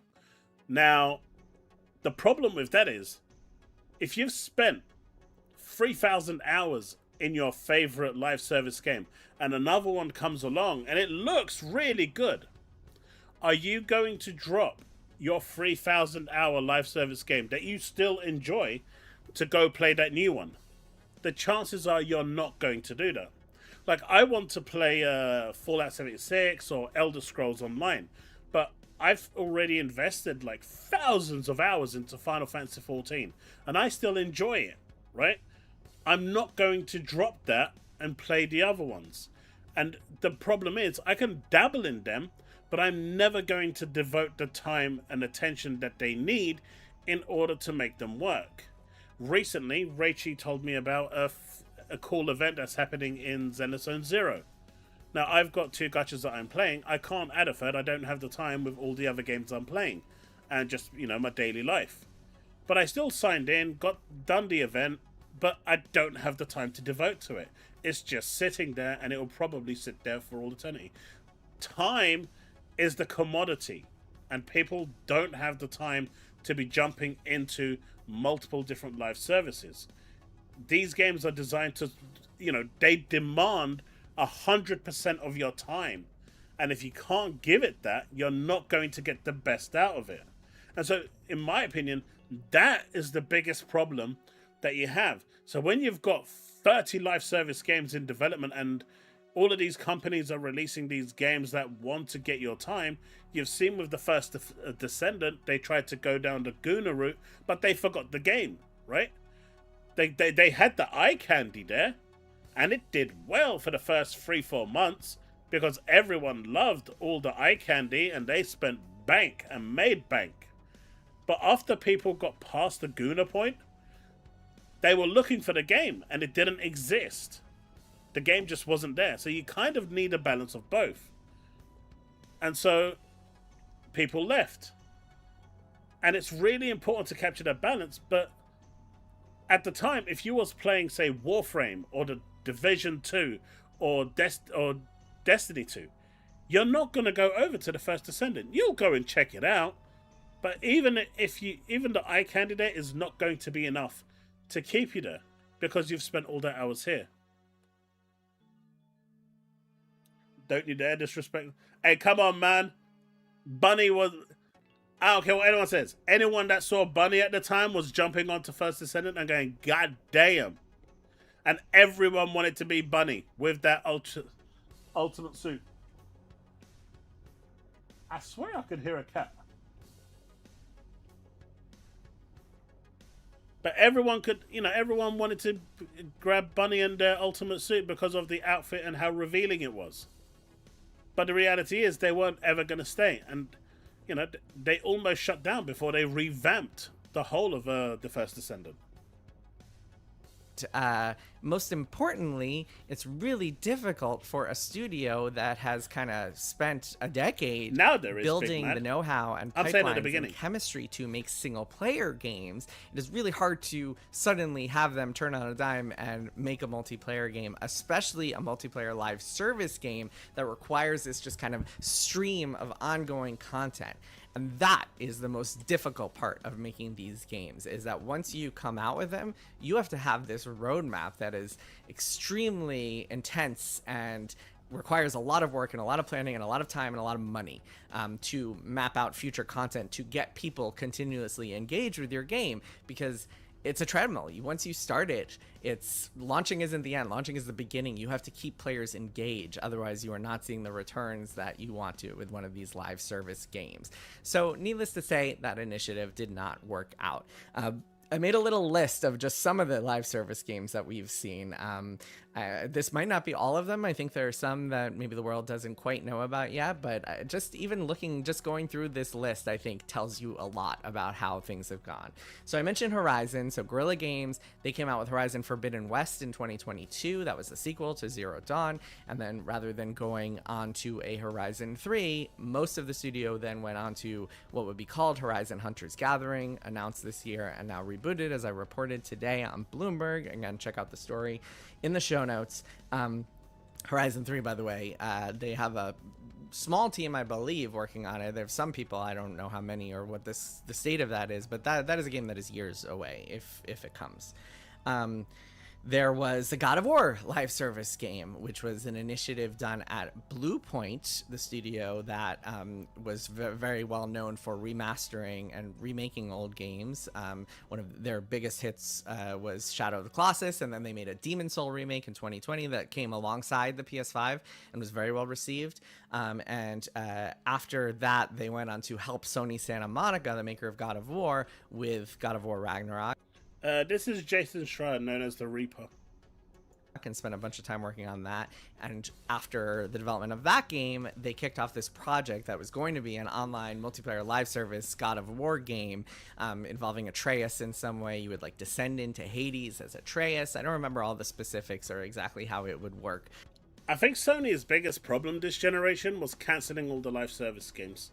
I know they had a big problem with Concord, and that was probably the biggest flop of the generation. In fact, of all time, I actually think it was a bigger flop than E.T. from the Atari days. But the fact that they turned around to all these studios that they were building these games, whether it's Twisted Metal or God of War, whatever it was, right? And then just immediately cancelled those projects. And then those studios ultimately had a gaping hole in their portfolio now because they've got no games to work on. And they got shut down. It's like, I think they should have, instead of just like pulling the plug on all of the games, which is what it seems like they did, they should have at least had the foresight to go and have a look and see how far along are these projects? Are they actually any good? Maybe put whatever, if some of them are at a point where they've actually got a build ready to be played or tested, invite a bunch of testers to actually give proper feedback. See where it's at. And, none of that happened. They just pulled the plug immediately because they got scared. And I think the only games that are running right now that are in development is Fair Games and... Is there anything else? You've got MLB, but that's always going to sell because, the franchise is carrying that. Helldivers, I guess, but that's not even made by Sony. That's made by Arrowhead, so it's a third-party studio. So is there anything that's other than those two? But essentially it was designed for many players, so I guess they could do their own kind Jason of custom Schreier. Versions of Atreus or like aspects of Atreus. I'm not 100% sure how it would work, but that game did not pan out because again, you have this problem of the studio that is really, really good at one thing, remastering games, and doesn't have really a robust and experienced and it doesn't have a well-constructed design department, because what it was doing was making games, so it was really good at art and tech, but it never really built up a design department. It tried to do so over the years, but even that, building a design department and at the same time making one of these live service games is just playing everything on the hardest difficulty mode for very little reason and very little return. So that did not work out. They tried to pitch a bunch of things. Eventually they were shuttered earlier this year. Very sad story. I also reported on Bloomberg earlier this year that they had tried to pitch the thing that everybody wanted from them. In fact, multiple times they tried to pitch the Bloodborne remake or remaster or whatever that would look like. Sony was interested. From Software said no. Sony could ultimately, if they wanted, put their foot down and say, yes, we want to do this, but ultimately I think they acquiesced to From Software. See, this is what I said. If Sony really wanted to make a Bloodborne sequel, they could have. Regardless of what From Software said or wanted to do, is irrelevant. If Sony really wanted to do it, they could have. But people like Nibs and, Co. were telling me that the final say comes from Software. No, it doesn't. The final say comes from Sony. Now, the fact that Sony wanted to respect From Software's wishes is irrelevant. The fact is, Sony could have overridden and said, I want this. And then it would have been down to From Software to say, well, we're not going to work on it, or we are going to work on it. Wishes on that one. Insomniac is Sony. So I don't think it's about the sales for Bloodborne. It's more the prestige. If they if you're a Souls fan, for example, and Bloodborne is massive in the Souls community, right?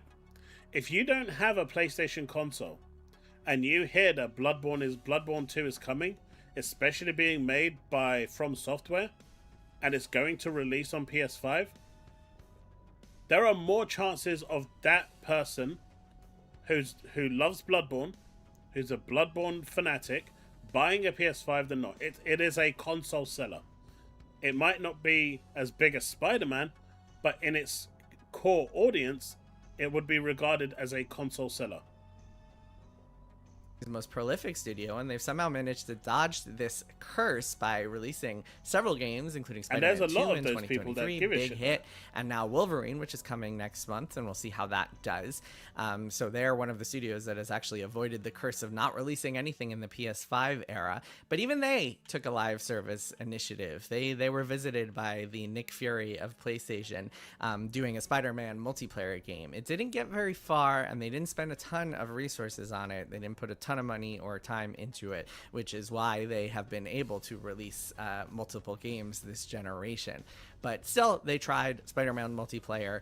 I think that sort of thing is always going to be hard to pull off, any sort of kind of multiplayer superhero game, because if you play Spider-Man, you know that this is a game built around having a single superhero surrounded by thugs during combat, and translating that to multiplayer is very, very difficult. Naughty Dog, of course, spent a great deal of time and a ton of money, hundreds of millions, working on a Last of Us Online project that was kind of their, it started off as a small thing and they wanted to make it a big. I was really excited for Factions 2. Like, really excited. That was the one game that I really wanted. As a Telu fan myself, I really wanted Factions 2, and I was, because it was going to be different than just your generic multiplayer game. It was going to be a Destiny-like experience, right? A Division-like experience.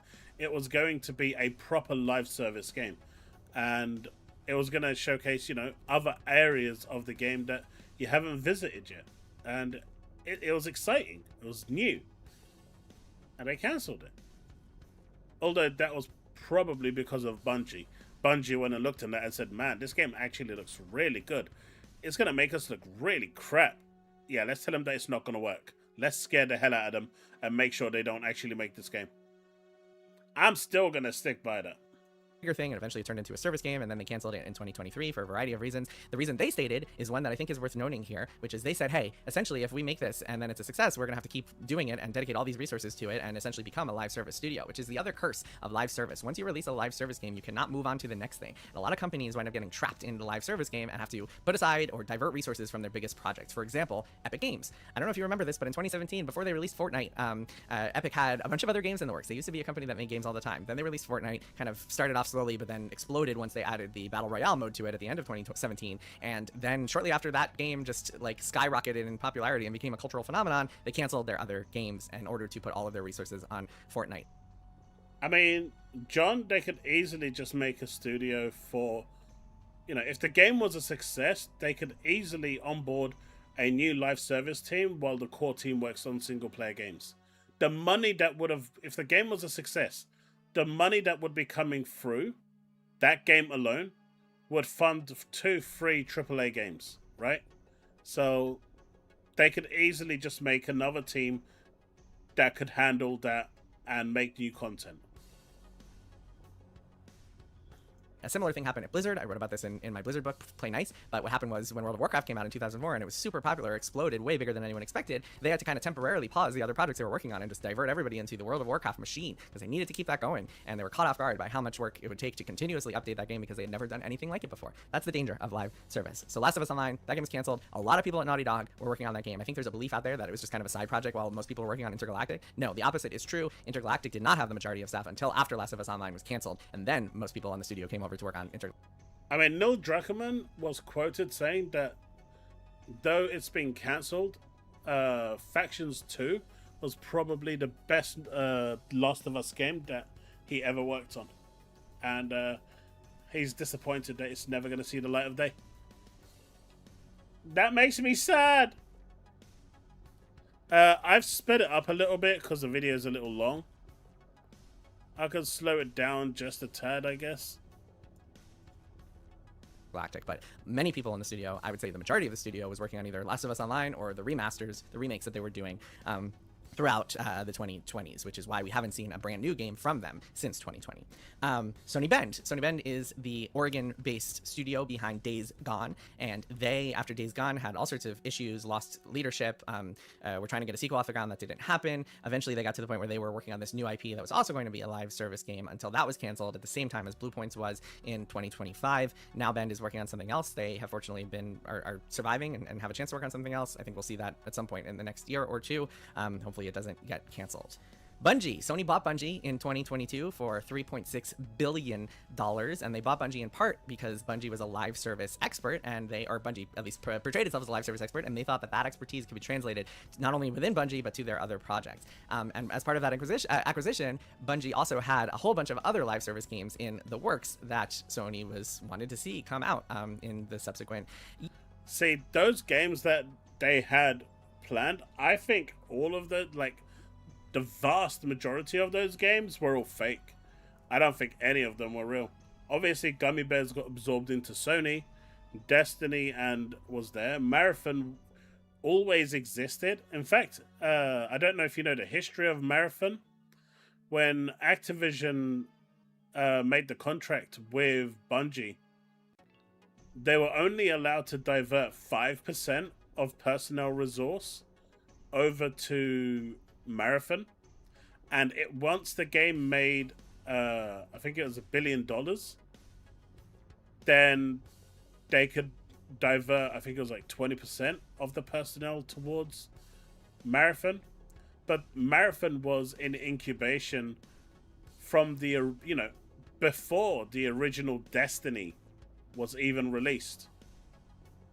Years, in addition to, of course, Destiny 2, which is Bungie's big ongoing project. But for a variety of reasons that I will get into in a story down the road, most of those projects fell apart. I believe there were 5 or 6 different projects that were happening. Some of them did come out. Destiny Rising, the mobile game, came out. Was not quite what people hoped it would be. Marathon came out earlier this year. No, to it's not. It's a code sales, and to this day, the player count has just gone down and down, unfortunately, for Bungie. So that was not quite the live service success that they had hoped. And of course, Destiny 2 itself was taken offline this year as Bungie laid off hundreds of staff alongside that. So that acquisition did not pay off the way that Sony hoped it would. There are some others.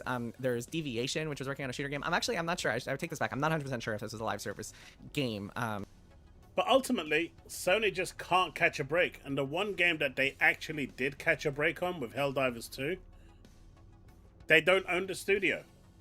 So they don't even make all the money. They make a portion of the money. They've only had one real success for live service games, and that is by a third-party studio. It's clearly telling you that their first-party studios cannot do live service. And no matter how many times they try, it's just not going to work.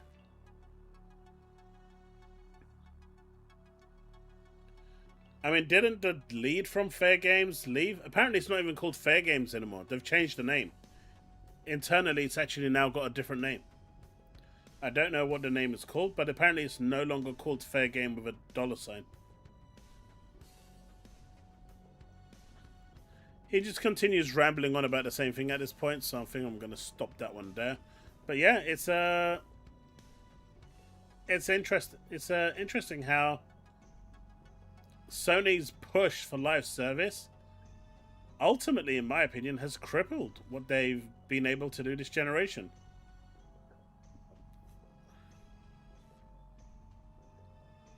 Break-in, heist, I'm not sure what it's called now. There is one more game that people have forgot about. I think that's being made by a third-party studio as well. I don't know if I can. Well, I'm not going to talk. I'm not going to say what the name is because I'm not sure if I can talk about it because I'm in the alpha testing for it, and I've signed an NDA, so not going to really mention the name. But there is that. I think they publicly mentioned it once. But that's about it. So it's going to be cancelled. I think, didn't Jade Raymond leave? The stars were aligned for Xbox. I mean, I think Xbox is doing fine right now. Man, I'm even seeing people from Japan buying an Xbox console. That's crazy. It's called Break-In now? Okay.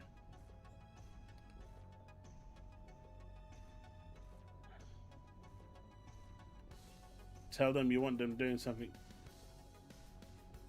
It's a breakdancing game.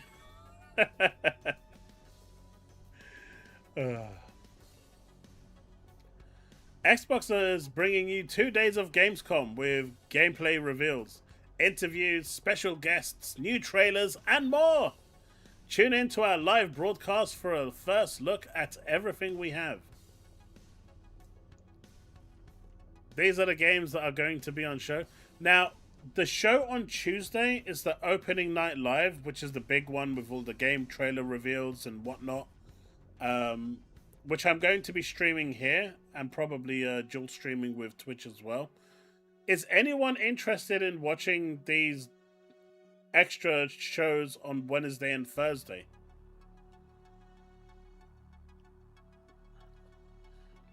These generally tend to be developer talks and stuff like that, which from what I saw last year, a lot of people weren't very interested in or were kind of bored of it last year. I don't know, I'll probably put a poll up on in the community section on YouTube. So if you're interested, you know, subscribe and go air your view. But yeah, I'll put it up and see if people are interested in this, because the date is fast approaching. I don't mind streaming these, but I do know that they are generally just a rehash and a more developer focused thing rather than just trailers to what people want.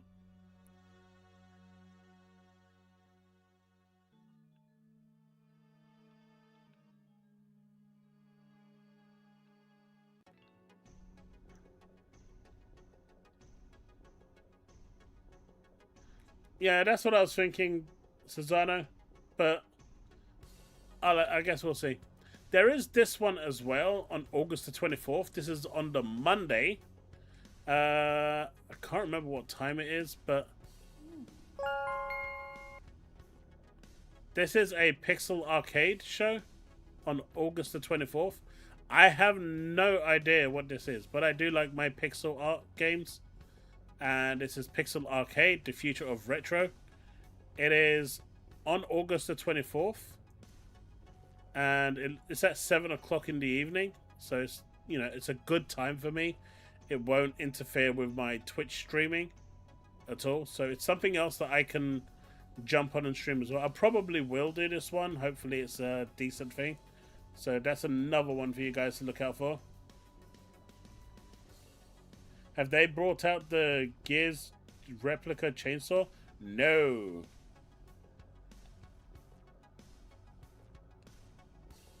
Their presentations about the game. Yeah, for the Gamescom one, yeah.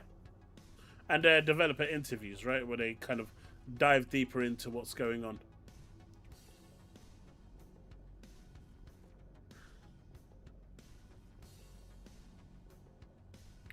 Rockstar stocks dropped really badly.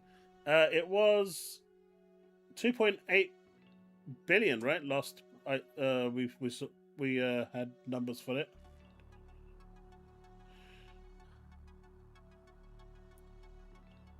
We deserve a real chainsaw. I know someone in chat is definitely wanting that real chainsaw. So I don't know if you've seen this. Do you want to build gaming history? Get your hands on the original Xbox console collector building set from Mattel Brick Shop. Man, I do love that original sound from the Xbox.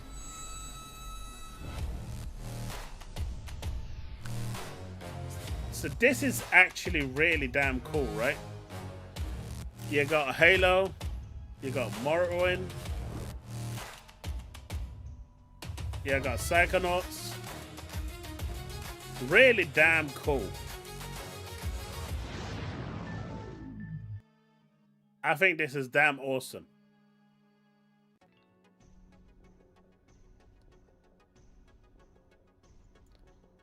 The problem with this is it's $330.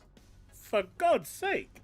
Like, I get it, but $330 just buy an Xbox, man. Just go buy an OG Xbox. Strip it and make it yourself.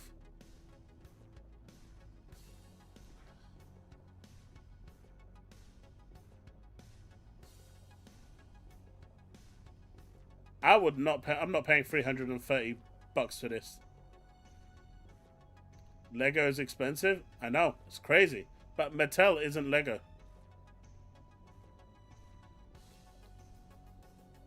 It'd be even cooler if you could play games on it. See, that would make it worth the money.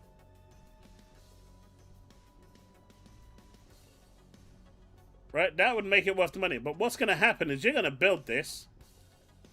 And then your cat or dog is going to be running in the room, jump on the table or the mantelpiece, wherever you've got it, knock it down and break it into a million pieces again. And you're just going to look at it and go, I hate my life. Why did I do this? Apparently it's 3,509 pieces as well. So good luck building that. 3,509 pieces. I don't have the patience for this. It is a 1-to-1 size though. So it's not small. It is a 1-to-1 size with the Duke controller and the Xbox. So it's a pretty hefty size. Right? I don't know if the disc actually ejects. That would be kind of cool. I don't have a cat or dog. Yet. What you mean? That's a 5-minute build. Ha ha ha ha. Yeah, I'll probably start like... I used to build Gumplers. And even that was too much for me in the end. I've got so many boxes upstairs that I bought that I was supposed to build and I never got around to them. I built the RX and I think the Zeta Gundam and that was it.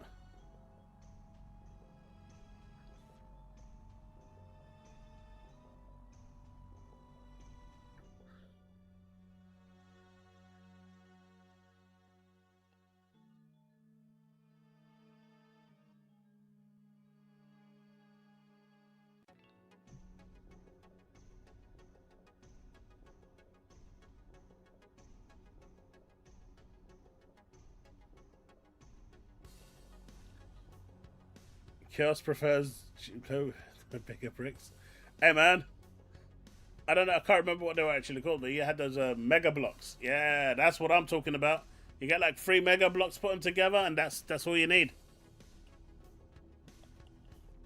Mega blocks is the way to go. 3 mega blocks is like the equivalent of 1,000 pieces for this. But hey, if any of you are interested, do you know what? I know this is probably an ad, you know, an affiliated thing. Just remove the affiliate or just do what you need to do. Knock yourselves out, man. I thought this story was really interesting, right? This one was actually pretty cool. Redfall. Now, the last time I saw this happen, like I've read about something like this happening, was back in the 80s with a company called Squaresoft. But have a listen. Harvey Smith says, "We got fired, then walked back into Microsoft to ship Redfall 1.4 that fixed thousands of bugs." He says, "We finished the game and it was very poorly received. No shit, Sherlock, it was broken. We then worked on it for a year. We patched thousands of bugs." I mean, that's crazy, man. The fact that you're releasing it with thousands of bugs. But, you know, that's the unfortunate thing with Game Pass. It needs filler games. And those windows have to be hit. We then got laid off. But we had in the pipe version 1.4. It was the one that fixed tons of stuff. So we went to Microsoft and said, "I know we don't work here anymore, but can we please release this?" And to their credit, they did not say no. This is also the update that basically made Redfall work offline. You don't need to have it online. You can basically go offline and enjoy the game. So even if they shut the servers down, because previously it was an always online game, this is the patch that made it work offline. They let 6 or 7 of us sign forms that we could come back into the building. After being fired, we released 1.4, which I think if we had that on day one, it wouldn't have set the world on fire, but it was a much, much better version of the game. Kind of crazy, right? No. Back when Squaresoft, before Squaresoft and Enix joined together, Squaresoft was going into liquidation. In fact, they were being liquidated.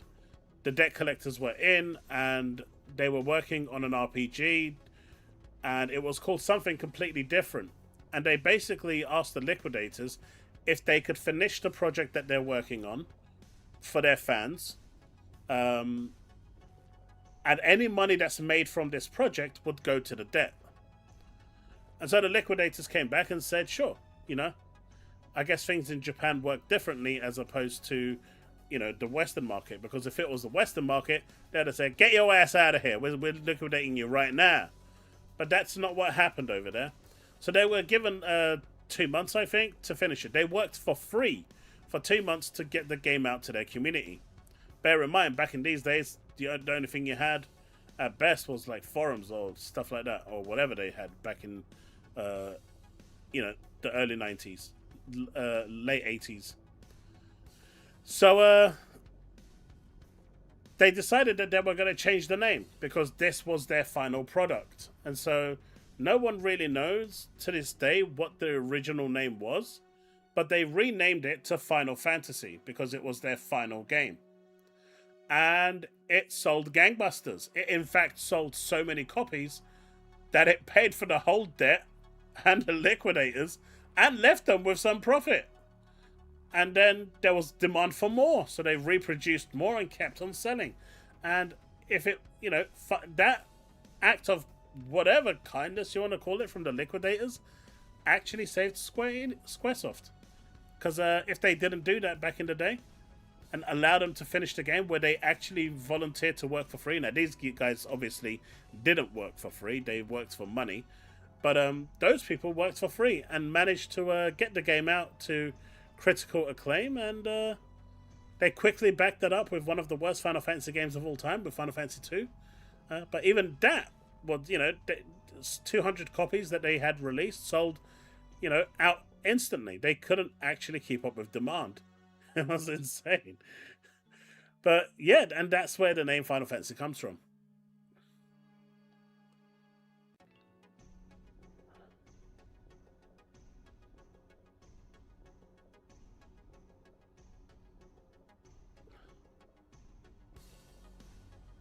And that's where it actually comes from. Right? It's kind of crazy, right, when you think about it. Because it had a different name, and to this day I don't think anyone really knows what the name is. Maybe someone in Square Enix does, but it's probably long forgotten now. But they renamed it Final Fantasy because this was their final output to their community. And it spurred on 17 games and a bunch of spin-offs. But, kudos to these devs for having the kahunas to go back to Microsoft and say, hey, you fired us, but we kind of want to finish the work we did. So, can we do that? And you know what? You gotta respect. You gotta respect the hustle. You gotta respect the desire to finish what you started. So, kudos to the team.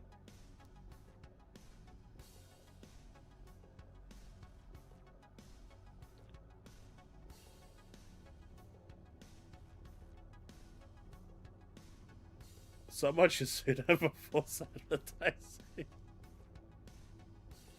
But it was the final game, right? And it then turned out it wasn't going to be the final game.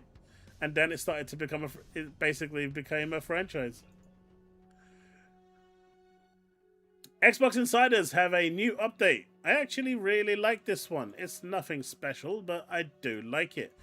If you press the right thumbstick in, if you're on the Insider program, you now have the dashboard have all of this kind of fade away, and it leaves you your lovely wallpaper. This is something that I've kind of always wanted because you don't get to see that amazing backdrop that you have on your console. Obviously, you don't stay there for long, but it's still nice nonetheless. And it was something that, if you remember, I was basically asking for.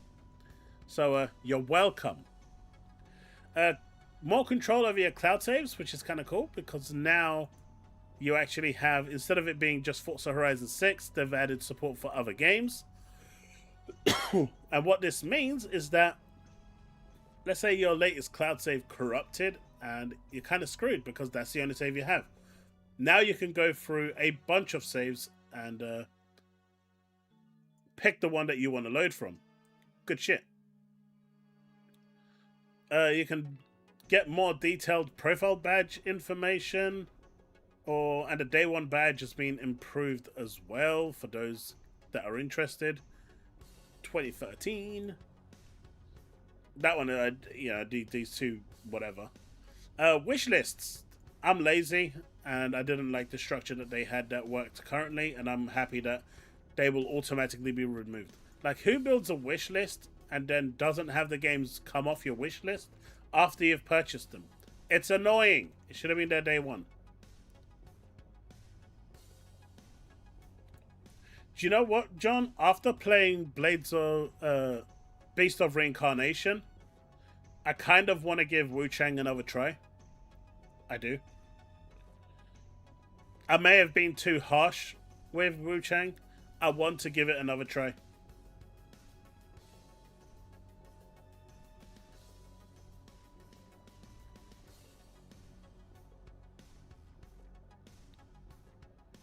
Well, it was after Dragon Quest, so it could have been a knockoff name from that, or something like Light and Dark. Who knows? If I turn on my PS4 Pro, should I download the updates? I don't know. It depends if you want to have it modded or not. I beat Wu Chang, but I messed up my perfect second playthrough and got the bad ending. I believe Wu Chang on the Series S goes down to 300p. Hey, it's still above 144p that the Switch 2 can do, so it's still better than the Switch 2. All I'm saying. I uninstalled them immediately. Dragon Quest is bigger than Final Fantasy in Japan? It may be. But in my heart, Final Fantasy will be the biggest of all.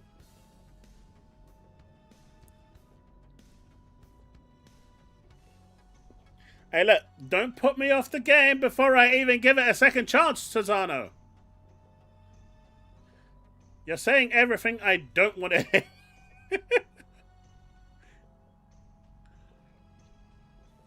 Enix did Square and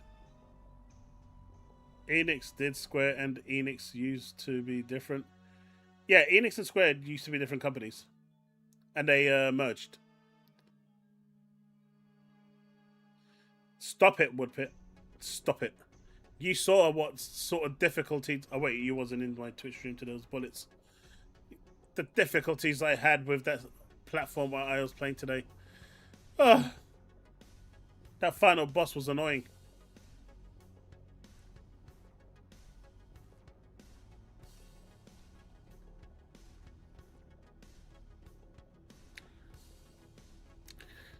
I knew you'd see it our way, Rachy.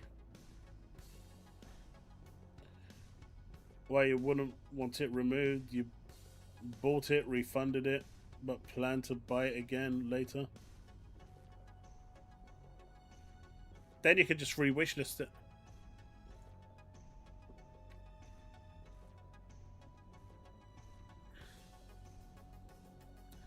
Then you re-wishlist it. That's a very, very,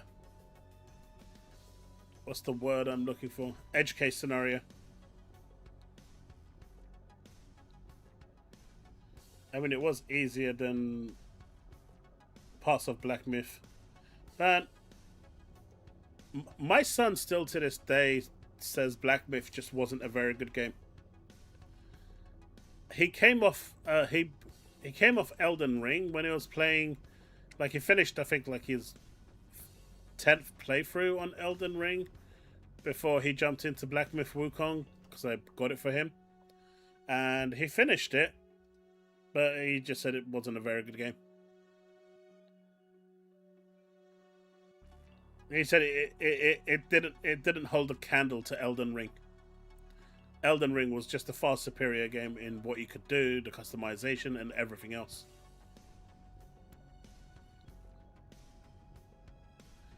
Alien Isolation.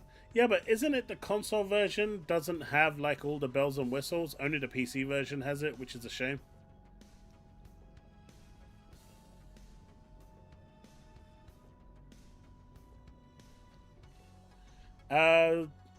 Susano, the easiest reason for that is resources.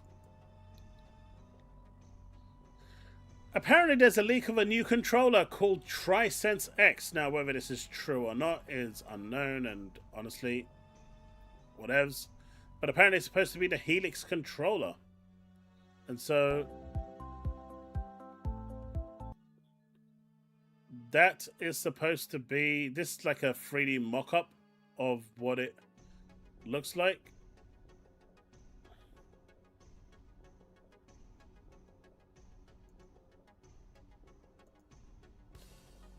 Very similar to what the current one looks like. Apparently that's going to be the Xbox button. I don't know if there's going to be a display or a trackpad or anything like that. If you look underneath. Ports for, I guess, adding stuff. There's the USB-C port. Don't really know what these sensors are for. It's fake. Fair enough. Moving on. World premiere of the story trailer for Gears of War E-Day is coming to Gamescom opening night live. So you'll be able to see the story trailer for Gears E-Day. So for those of you that are Gears fans and really excited for Gears and the story like me, you'll be able to see some part of the story on the day. So if you don't want to see that, make sure to, you know, do what you gotta do.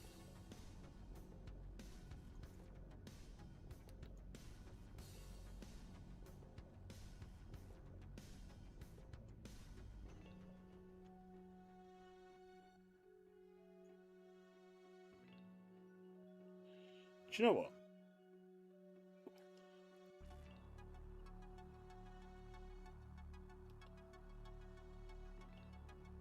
Let's try something different. Something I know is not in Game Pass. So yeah, there's that.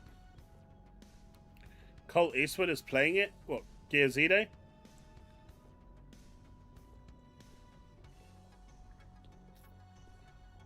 Yeah, to my understanding, Microsoft only gives codes out to the US. I thought it was personal, honestly, but apparently it's not. They just don't give out codes to generally people in the UK. Like so many creators I know of, so many Xbox creators I know in the UK, they just don't get codes.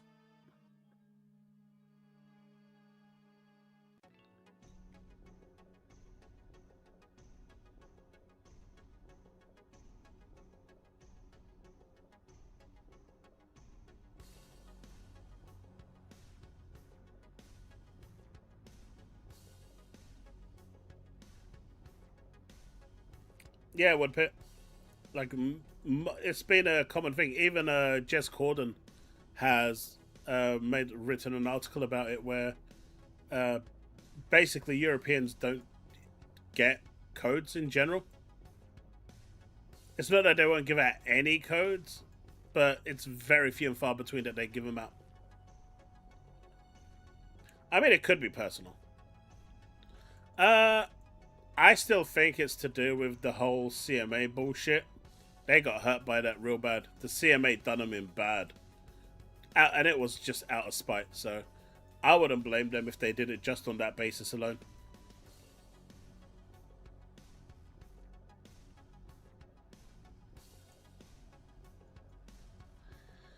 RuneScape Dragon Wilds is coming day one to Xbox Game Pass Ultimate on September the 15th. So, you know, September wasn't busy enough, I don't think. So Microsoft thought, hey, let's give you one more game. I don't know how people feel about this RuneScape. I know it's got a cult following with the original RuneScape. I don't know anything about Dragon Wilds, but then RuneScape isn't my thing either.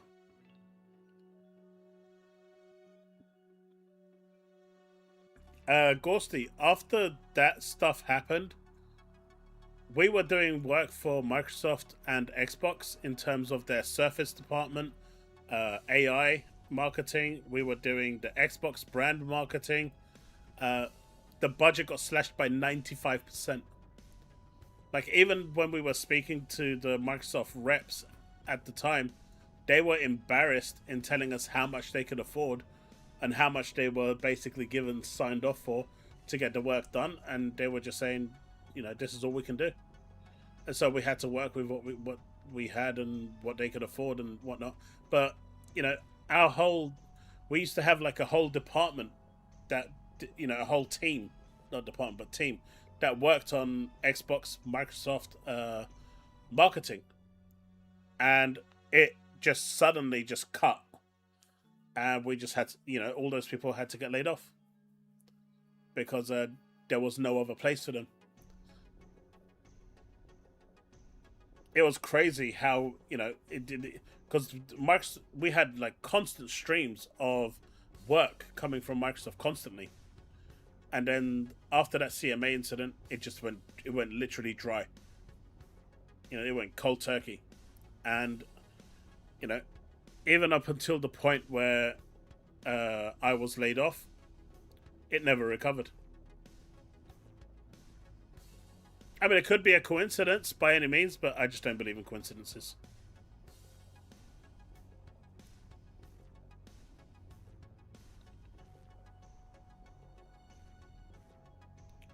You'll be playing Zero Company. I'm not an XCOM style player. I'm not that, you know, those games don't appeal to me. But, you know, power to D who like those games and enjoy those games.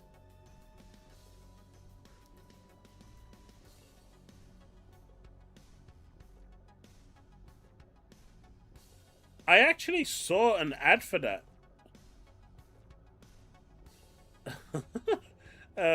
Moonlight. I saw an ad for that. I thought that was quite funny. Compulsion Games has successfully pulled off a management buyout and is no longer part of Microsoft. They are free. We're confirming we're getting all of our publishing rights back. I can confirm we have regained ownership of our IP and that the publishing rights are transferring back to Compulsion. It's just that there's a transition period where that happens with different platform holders, he said. Buying the games is supporting the studio as a result of that change. Interesting. We've completed our separation process to become independent again. I did this deal for the team first and foremost. I asked the team, do you want to stay together? The team told me we would rather eat rocks and drink gasoline rather than be split up. Okay, so I guess their dietary plans are out the window. It's only been 9 days since the deal was done. Everything is relative compared to all of us losing our jobs on July 6th. This is a pretty good deal. I would say the exit was gracious on Microsoft's part. And I think this is one thing Microsoft has handled really well. They did it with Tango and, you know, Ninja Theory. They have been really good in trying to get these studios, you know, a new home, a new buyer, or allow them to go independent. Even with Double Fine, they basically they gave back the studio for $1 and then gave them additional runway funding to, you know, make sure that they can stay funded for a little bit. So I think Microsoft has actually been very good in this aspect with these studios and not just dumped them for the sake of it. Obviously, there's going to be some tax breaks here for them as well, so it's not completely, you know, non-self thing, but still, They could have just told them to piss off and let them handle their own shit on their own.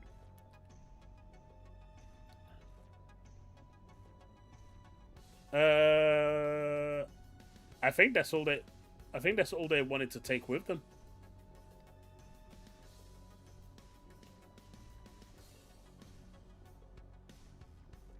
And Tango isn't independent, right? Crafton bought them, so Crafton probably would have needed to pay a bit more money, and they chose not to. We're excited to gain back the rights of our intellectual properties and to keep making interesting, weird stories and weird worlds. Look, man, you make a South of Midnight 2, I'll buy it. I'm pretty sure that game ain't going back to Game Pass. But, you know, you make it, you price it adequately, I'll buy it. You try to charge me $80 and I'm not buying it.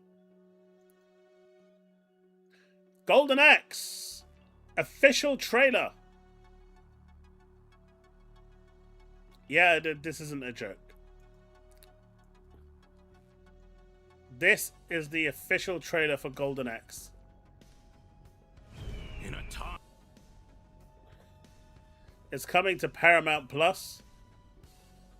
It's fine, I'll just edit this out later from the stream. I'm glad Subnautica 2 Unknown Worlds fought back against Crafton. Legal trouble using... Here we go. Time before history. In a land of might and magic, when evil rises, heroes rise harder on their trusty purple mutant thingies. Oh my God, it's them! I'm a huge fan. 3 heroes, Axe, I like Tyrus, that. and Gilius, level up to save the kingdom of Uria from the evil giant Death Adder. To defeat Death Adder, we need an actual plan. We're going to do what we do best. Face a series of progressively harder enemies until we have a big final battle with Death Adder. And then we kill him for good. Till he's dead. All the way. Fire! I was They hoping kept I it very could good join to the your source quest. material. Why don't you go first?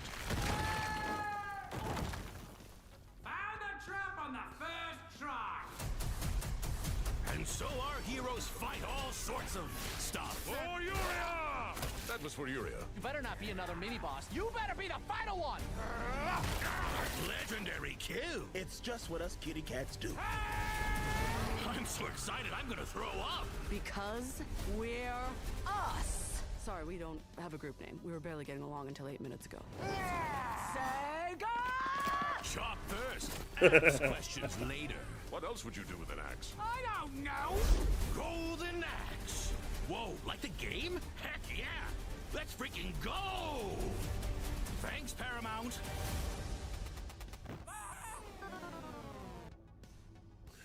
I don't know.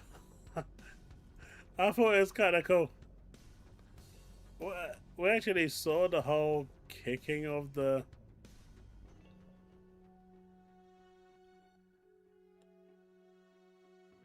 Oh, I guess it was somewhere else. I can't see it.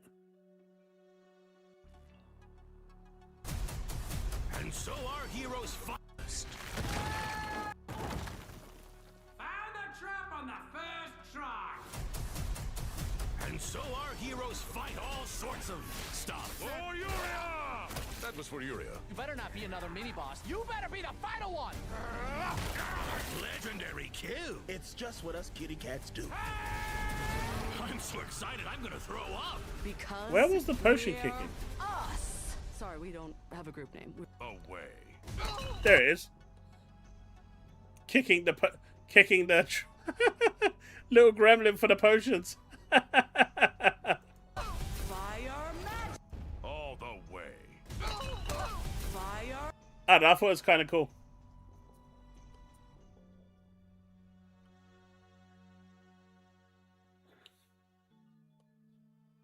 I also like the bit where it shows them selecting the character, 3 heroes. because that's pretty much how you do it in the actual game. I thought that was it's a nice touch. I like the way that they, you know, they've clearly played the games and they've respected the source material. Yeah, Tegan. Even the character select screen, they respected it. You know, I kind of like it. I think that, you know, it's obvious that they've played the games, and it's, you know, it's a complete fan service to people who love Golden Axe. You always pick the dwarf. I think I always picked the barbarian. Three heroes, axe, I mean, if I played it today, I'd pick the chick, right? But that's me today and not me 20 years ago, 30 years ago. But yeah, I'm kind of excited to watch this. It looks really good. Coming to Paramount. So, you know, there you go. Finally, a cartoon that could actually potentially be worth its gold.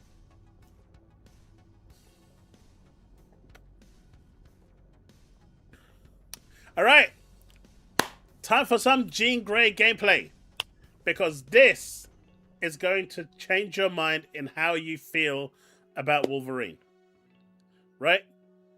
Because the gameplay in this is actually really damn good. You know how Jean Grey can control things with her mind? Guys, seriously, everything you've seen about Logan and stuff and how it looked weird and whatnot, leave those preconceptions, you know, where they are. Because once you've seen the gameplay in this, it's going to blow your mind. Like, seriously, the hype levels after watching this is through the roof. Like, I was really, really surprised in how good this actually is. Man, look how amazing it is.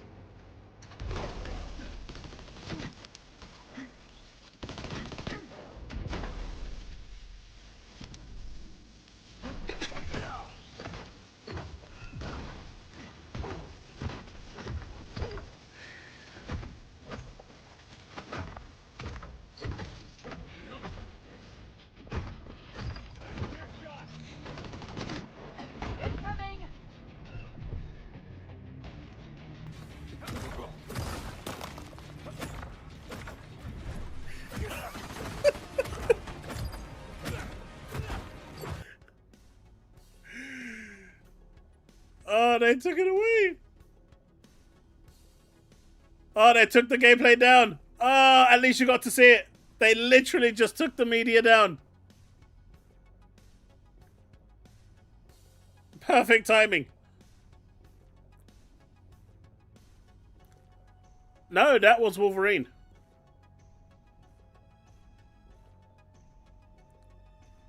That was Wolverine. That was the... You know how in Spider-Man you've got the Mary Jane sequence? Well, in Wolverine you've got the Jean Grey sequence.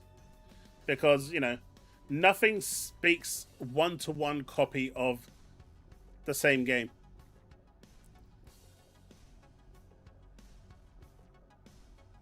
Guys, seriously, they literally just took it down. The media could not be played. Oh, no, they didn't. It's still here.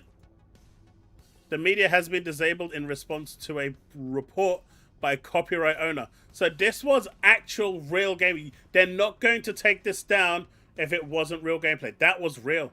And they just took it down. You thought it was AI? It is not. Oh my god, that was... At least I got to show you guys the gameplay. Come on, it blew your mind, right? It blew your mind, come on. You guys were really impressed with that, right? Truly.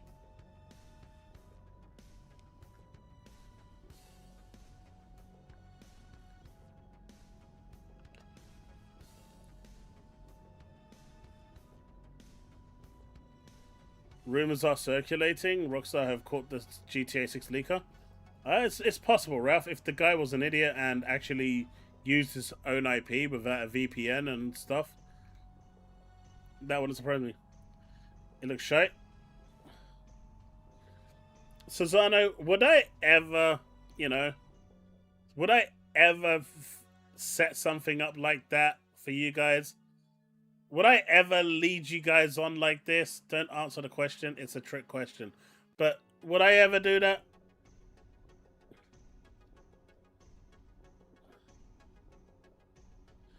You're off rushing to get a PS5? That's the spirit.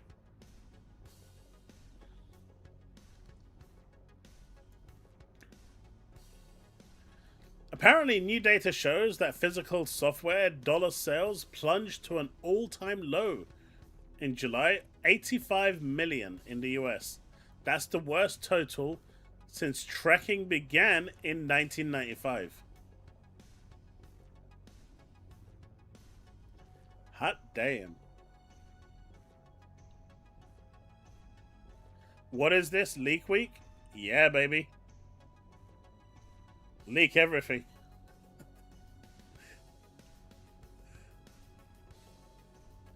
Don't know why anyone's surprised it looked shit. It looked like shit in 2024 in the leak then. I don't know, man. It could have been better. But yeah, apparently even physical sales are now just dropping. No one's buying games or anything. Sony's new AI patent lets you buy other people's playing habits. Okay, I haven't even read this article. I don't know what it is.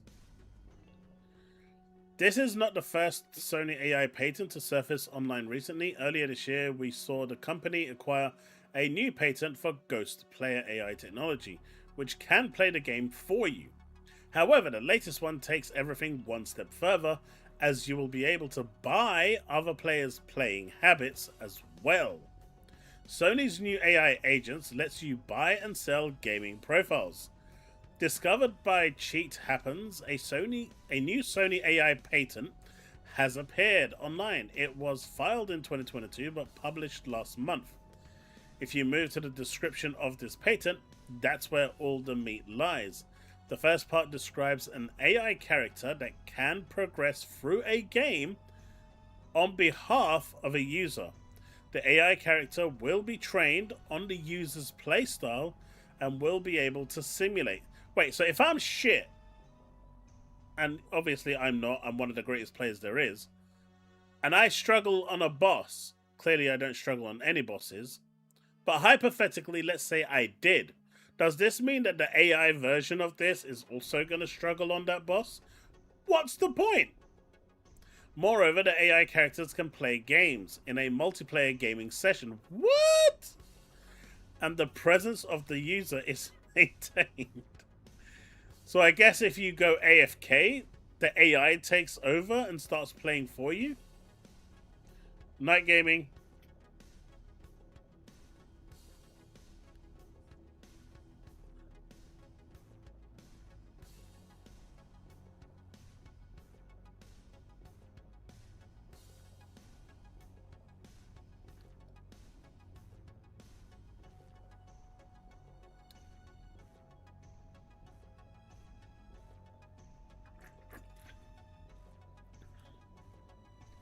The description adds that there is a method of training.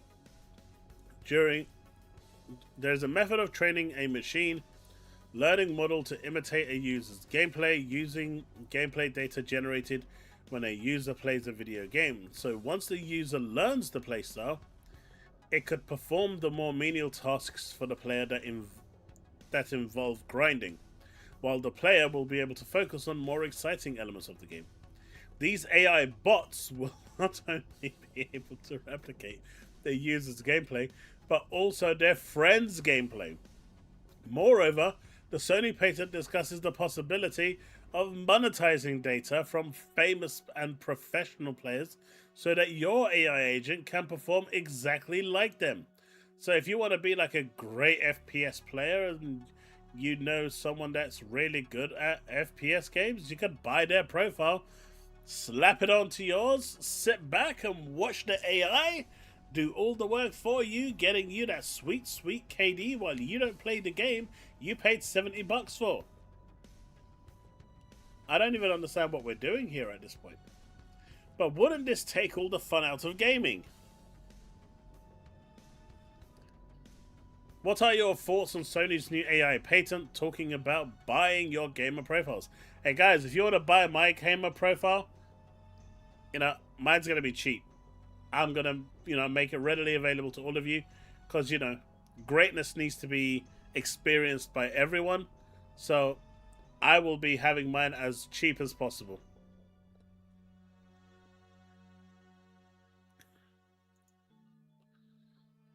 Silent Hill Townfall will be a PlayStation 5 console exclusive for at least 6 months after release.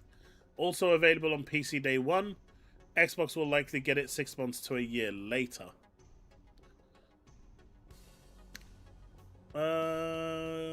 Got 2 more pieces of news here. And then we'll have a look at one more video, I guess. Mass Effect's future in doubt as former EA manager says next game unlikely under new owners. Now, obviously, this is ridiculous clickbait because the new owners don't know anything. So the new owners are going to assess and see what's going on and see, because, you know, the deal went through. The Saudis have now bought EA. I think it's the Saudis.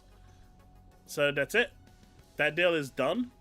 And, you know, God knows what the next Mass Effect is going to look like in terms of artistic design, character design, or whatever.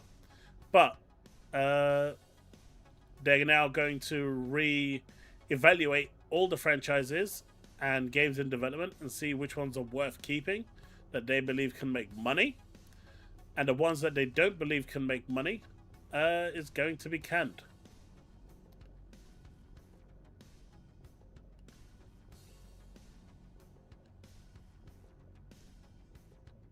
My profile dies a lot. My profile never dies.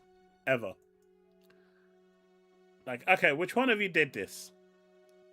Which one of you did this? Seriously, own up. One of you in my chat did this. Own up. Who is it?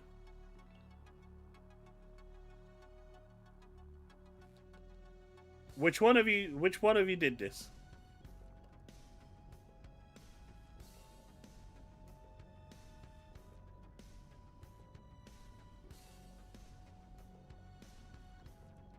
Me? Dies a lot. I don't know. It's crazy, but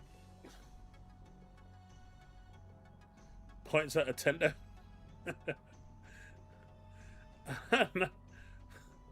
The truth turned out really well. Change one detail. What detail did they change?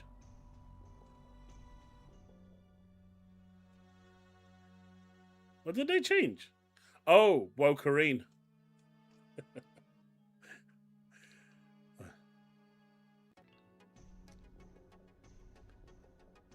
Yeah, that's diabolical, guys.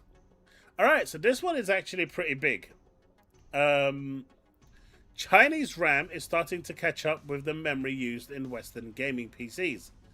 Colorful has managed to run Chinese-made DDR5 at 9000 MTs, which is a very high speed for modern RAM. It can also achieve good latency.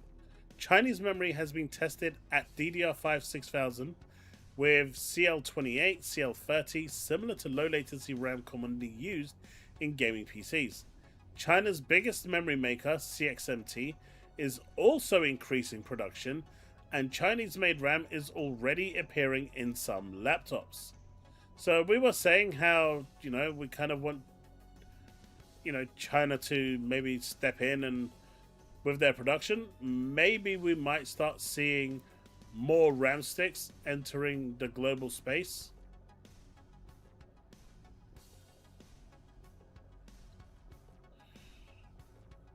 I don't know.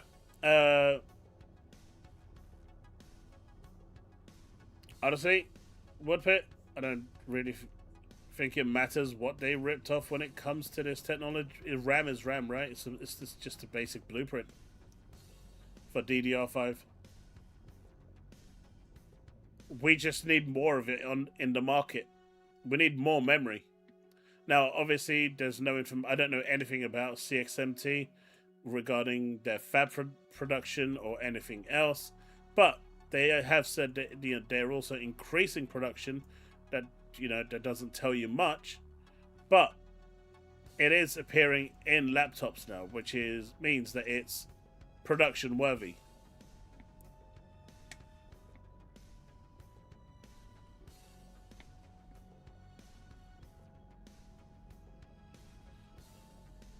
So hope if they can start pushing these out to markets and getting this out to the consumers, because obviously this memory is different to the ones used in the AI data centers. Those clusters are completely different. We could potentially see lower prices. I mean, that's the hope. Whether that will materialize or not is something different.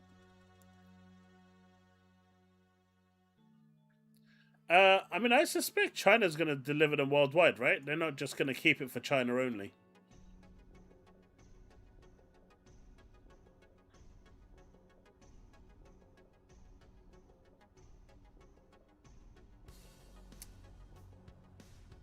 I mean, I think that's a global thing, Susano. Ever since the Solomon and Solomon case here in the UK anyway, a company is regarded as a individual, as an entity.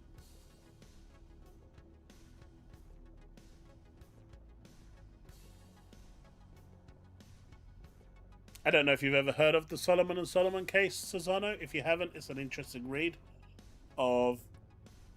That's the precedent when it comes to a company becoming an entity in itself here in the UK. It was a shoemaker company, if I remember correctly.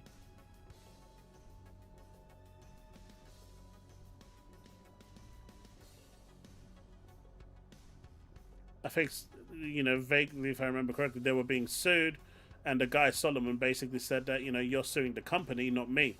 The company is also called Solomon, and so in the end, Solomon was suing Solomon.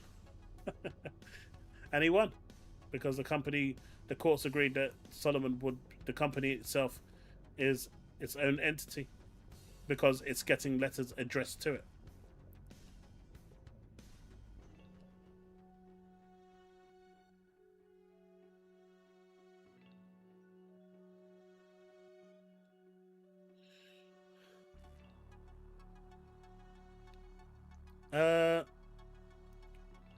Let's see. That's all the news I have today. Let's see what's going on in the thing. We do have the Wukong video that's still sitting around if people want to check that out. We have that crazy, deranged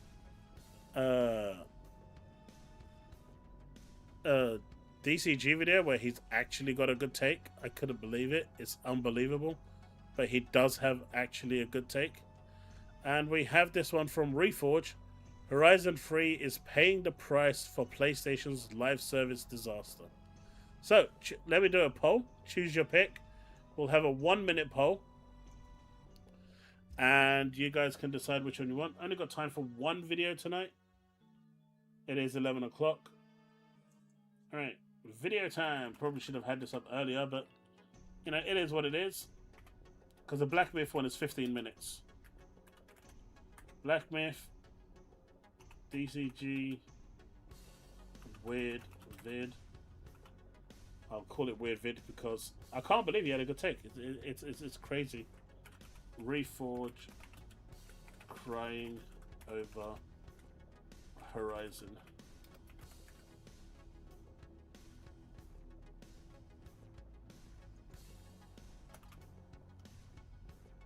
There you go. Get voting.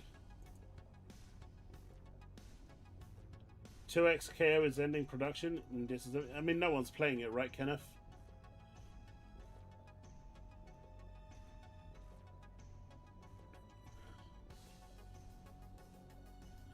The other one was the Gears E-Day one. That was just reacting to the one we watched, right? And the I Was Wrong one was the one we watched. I think the other one from DCG was a better choice of a video, maybe?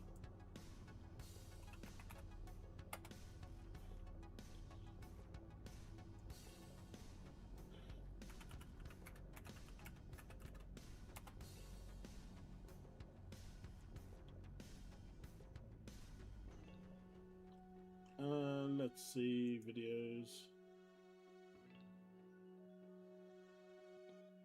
The one I'm referring to from DCG is called...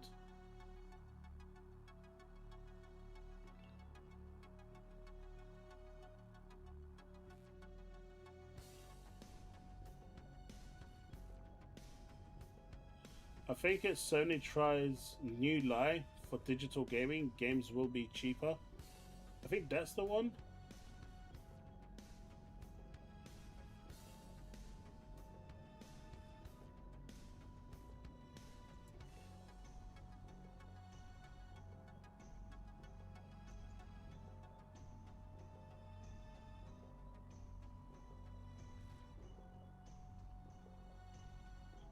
Alright, giving it another 10 seconds and then I'm ending the poll. Only 8 people voted out of 32 people watching.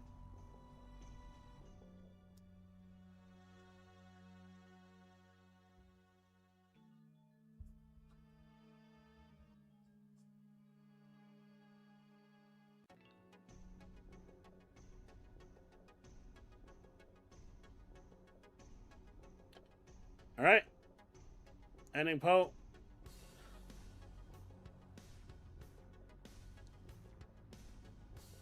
I think it's this one anyway.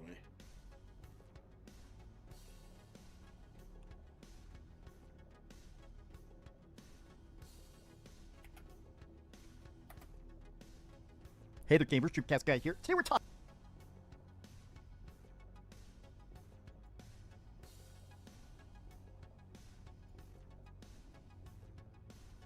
I don't think it's a long. Yeah, it's not a long video.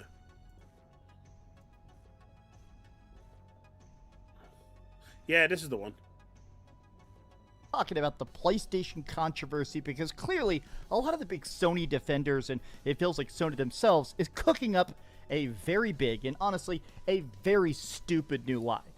They're trying to claim that digital games are expensive because of physical games. The all digital future is great because once there aren't all these pesky discs, suddenly games are going to get a lot cheaper. Now, I mean, Nintendo's already debunked that, right? Because Nintendo said if you want to buy the digital, you pay $10 less or $10 less. So why isn't Sony games cheaper right now? Why aren't they, you know, doing it now and saying, oh, you have to wait until 2028 before we do it? Logic behind this argument is that for every game they sell for $70, about $15 of cost just goes to that sell. Like the cost of printing this disc, making a box, shipping it to Walmart, some dude shelving it and selling it. This $70 game makes them $55 of profit. So the big argument... No. That's not entirely true, because you've got the production cost, which is, and delivery and whatnot, which will probably take us about $10, maybe $12. Then you've got the retailer, which takes about 20%, 25%. So it's probably going to be about $20, $25 that they take. Maybe even up to... right? So they don't take 50, they'll probably walk away with about $40. Or maybe even 35. And if it's a third-party game, then they walk away with way, way less than that. That I keep seeing kicked around is, oh, if it gives them $55, then digitally, they'll just charge you $55. Now, this is obviously a lie. It's a flat-out stupid lie. And today, I want to break it down. I want to take a look at the responses to this because a lot... At least they got the concept right. I mean, his maths is completely wrong. But the fact that he's calling them out and saying that they're lying out of their teeth and that they're not going to do that, you know, Hey, Paul. A lot of people really are trying to perpetuate this rather insane concept that suddenly, just out of the good of their heart, companies will charge less, that they'll just choose to screw you a bit softer. Let's get into it. I hope you're having a great day. If you could please give this video a like and subscribe if you haven't already. Now let's start with this new lawsuit that's really been cooking up here, especially in the last couple weeks. So currently, there is a big lawsuit currently going on against what they're calling the Sony tax. If you actually compare the price of digital games versus physical games are dramatically cheaper. The secondhand market competes to be the lowest possible. Any game you're trying to buy, a lot of times it's way cheaper, especially the fact that you can't get it on eBay or Facebook Marketplace or buy it some guy named Daryl from his trunk down the street, right? There is a competition for the most affordable product, so it sells. Whereas in a digital marketplace, they can charge whatever, whenever, forever. And this has basically led to a 47% increase in cost. 47% more expensive than physical copies for every single PlayStation game. And basically they're trying to... It's kind of crazy. But you know, the whole point of this digital thing is to stop secondhand games. Say this is a PlayStation monopoly. The fact that there isn't any other storefront, any ability of digital ownership. I can't... See, the thing with Xbox is you can buy their digital keys from other websites. You're not restricted to buying it on Xbox. I mean, they don't always have all the games, but you can get them more often than not. So they are there, unlike PlayStation where it's not. And so if you want to get PlayStation games, you only have one source. And when you only have one source and you're not competing with anyone else, well, that kind of is bad for the consumer. Turn my games, trade my games, sell my games. It's basically people trying to say, you need to find some way to add value or ownership to the library, or else that's literally illegal. Now, let's get into this. Oh my God. This guy I'm still convinced that he's an industry plant. I don't think that this guy is a real person. His takes are some of the worst I've ever seen. Ignorant lie I keep seeing from a lot of the big PlayStation fans, including this guy here, CEO, Emmy-nominated award winner. This dude, OS, Square Enix Holdings. Yeah, I don't believe fantastic, it's buddy. real. Digital on the PlayStation Store will likely get cheaper. I've explained this several times. Current prices are tied to retail. Without physical discs holding the digital hostage, we'll see a larger spectrum of pricing similar to Steam. Now, this is a deeply stupid concept. You know why? They've been kicking around this idea for over a decade. You know, all the way back in the PlayStation 4, people were talking about, why don't we get more tiers of experience, more $10 games, more $40 games, more AA that isn't trying to be AAA. And he's right. You do see this on Steam. The amount of games I'm currently playing, like, what is it called? Machine Party. There are a lot of great games that are $5, that are very fun for $5. They're short, they're sweet, they usually have bad graphics, they're usually made by like 3 friends. That stuff does exist on Steam, and it just doesn't exist at all when it comes to the PlayStation console. And I guess his excuse is, oh, well, if they have to sell it, oh, they're stuck. They have to obey the MSRP, the manufacturer suggested retail price. They don't want to do it. They have to do it. Oh, shucks. They have to scam you. Look at that. One more time. I can't believe that he's actually being based right now. This is why I was saying earlier in Twitch, I think someone knocked him around the head a couple of times, because the fact that he's actually making sense is insane, right? Come on. But yeah, I actually asked this Jacob guy a question, right? And I said, the current lawsuit, the antitrust lawsuit that Sony has open right now, the open documents that are present in court right now state that Sony tells publishers that they retain full control, and publishers have to relinquish as a mandatory requirement pricing to Sony. And he tried to tell me that that document is irrelevant. A document, a contract that publishers have to sign, and the example he uses is Grand Theft Auto. who probably has more power in terms of control than any other studio. I mean, there's a reason why even Valve, right? They have that same kind of pricing structure where they can basically tell a publisher, you can't price your games cheaper than us, or where they give them a bigger percentage of the cut. Like EA, for example, will get a better deal than Joe Blogs, who's making a game as an indie developer, because EA is going to bring a hell of a lot more money in with their FIFA games, right? Or football, whatever they're called now. Their Madden games and whatnot. So you've got to play the game. If they turn around to Rockstar and said, hey, we want 40% of the money of that, you think Rockstar is going to allow that? No. They've got the power to be able to bully Sony and Microsoft because of just how big GTA is. But Joe Blogs can't do that, and so they get trodden all over.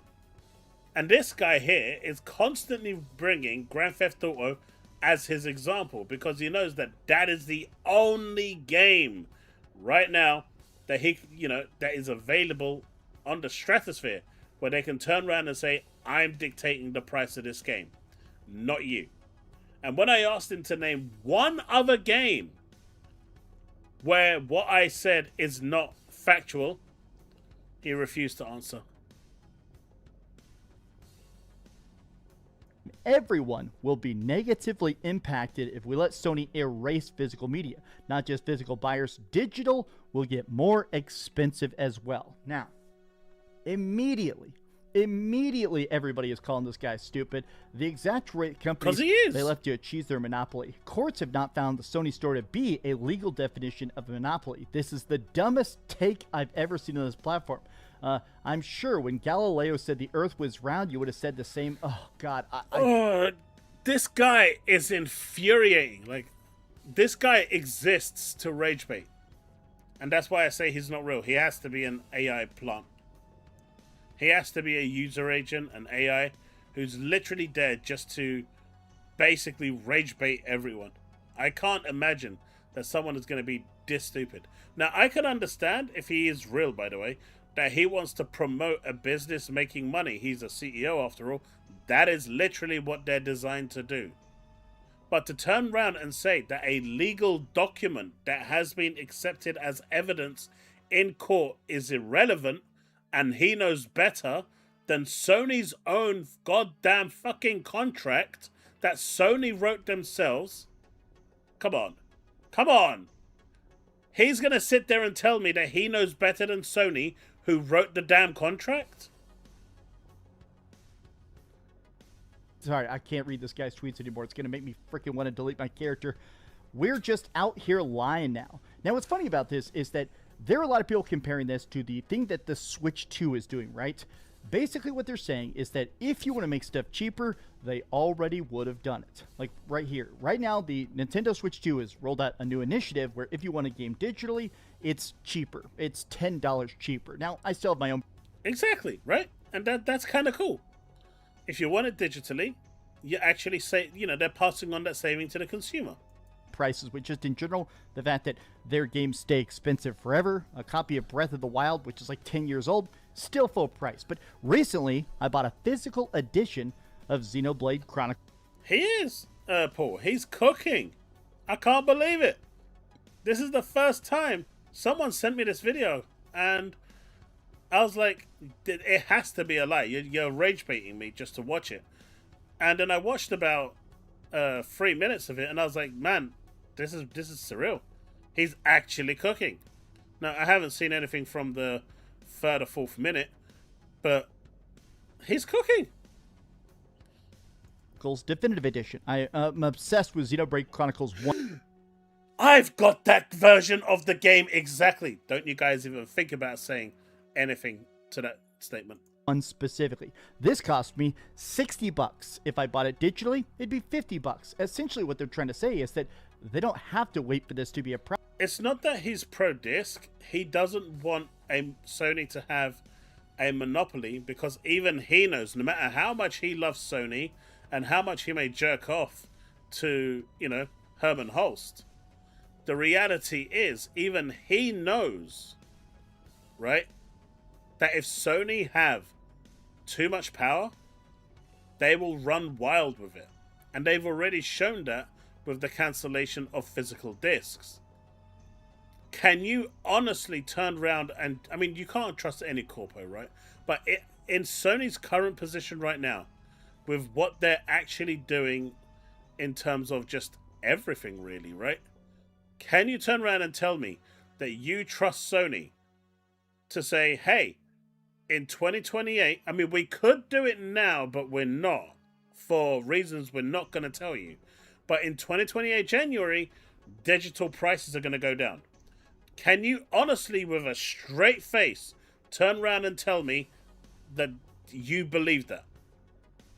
If Sony came and told you that right now, that we're going to do that in January 2028, we're going to have cheaper digital prices, are you honestly going to believe that? Problem, they could do it right now. There's no incentive to lower it, and they just choose not to. And Exactly. again, there's this. That's what it boils down to. They could do it now, but they won't, right? And when they have no incentive to do it in January 2028, why on earth would they do it? Now, the only way that I could actually see it working is if half the population of the users for PlayStation, the active users, not population, but active users, stopped buying games and stopped buying microtransactions, and basically stopped spending a single dime on the platform, then you'll see them turn around and take notice. But that's not going to happen. Even now with the physical, they only managed to muster 500,000, cut off their renewal for PS Plus, even though it ends in like 28, 29 for them. So it's kind of pointless. They can just shrug off 500,000. But if that was like 30 million, they can't shrug off 30 million. They have to turn around and take notice.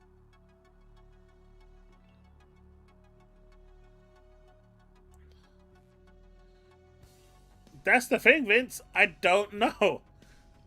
I mean, maybe it's like a doppelganger. This is like a guy that was, I don't know. This is the real DCG, and the one that we've been seeing has been like an imposter while he's been incarcerated or something. It could be anything, man, at this point. My theory was that he was hit in the head really hard, and the grifter side of him flew away, and like kind of vanished, or he's kind of suffering some form of block amnesia, where he doesn't remember the person that he was trying to be, this big grifter, and instead you're actually getting the real DCG, the one that isn't grifting. Or maybe he knows that this is where the money is right now, and so he's chasing the money and chasing the trend and fooling all of us in the process. That's right. GTA6 does not have a physical edition, and they're charging $80 for the basic version. Game companies are never going to reduce prices ever, and they're still going to find new ways to monetize everything. The people that are trying to claim, oh, they're just stuck, they have to do this, oh, they have no other option than to absolutely rip you off. Not a chance. You people are deluded. They want to kill the second-hand market. You have no other option but to buy from them. And then suddenly, those deep discounts just disappear because they no longer have to compete with brick and mortar. See, the problem is, this Jakob guy constantly refers to Steam. But if Steam decided to never have sales, Epic is going to have sales, GOG is going to have sales, right? And so you're going to look at those two and say, all right, I'm just going to buy from them. Or you're going to go to those key sites and buy from them. You'll go to wherever it's cheapest. Why would you pay 70, 80 bucks when you can get it for 50 bucks or 40 bucks, right? So Steam won't do that because they know ultimately they're only as good as, their latest actions. So there's choices on PC preventing them from doing that. But this guy, Jakob, he's constantly using a straw man argument to rage bait people. Lying to yourself. Look at this. 4,000 likes. Look at that. Who is they? Sony and other video game corporations. They're all trending this way. Sony is the first to do this after Rockstar Games opened those floodgates. That's the thing, right? I think that right now these companies are thrilled about the all-digital future. See, I don't think Rockstar opening the floodgates was, you know, unplanned. They told Sony about it and said, you know, they had a discussion. Sony spoke with Strauss and said, look, we're going to announce this.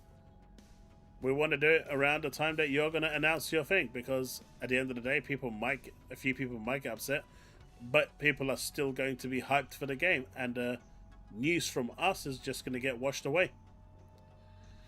Hey, Ruricon. Haven't spoken to him in quite a while. I need to get back in touch with him. Because now there is no competition. If I want to charge $40, $80, $90, $200 for a game, they can just do that. If you don't think they're going to make $200 digital deluxe editions with extra storylines and pre-order bonuses, they're going to do it. I mean, right now, call it on. Man, he is cooking. This is the type of shit that I would be saying and then getting literally mauled over because apparently I don't know what I'm talking about. But I can't believe it. He's actually saying common sense. What is going on, chat? DCG will soon do an Xbox that... Look, if he does that, at least I know that normality in the universe has returned. Right now, I don't know what's going to happen with it, with it anymore.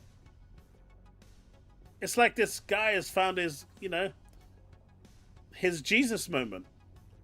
Have a good night, Steve.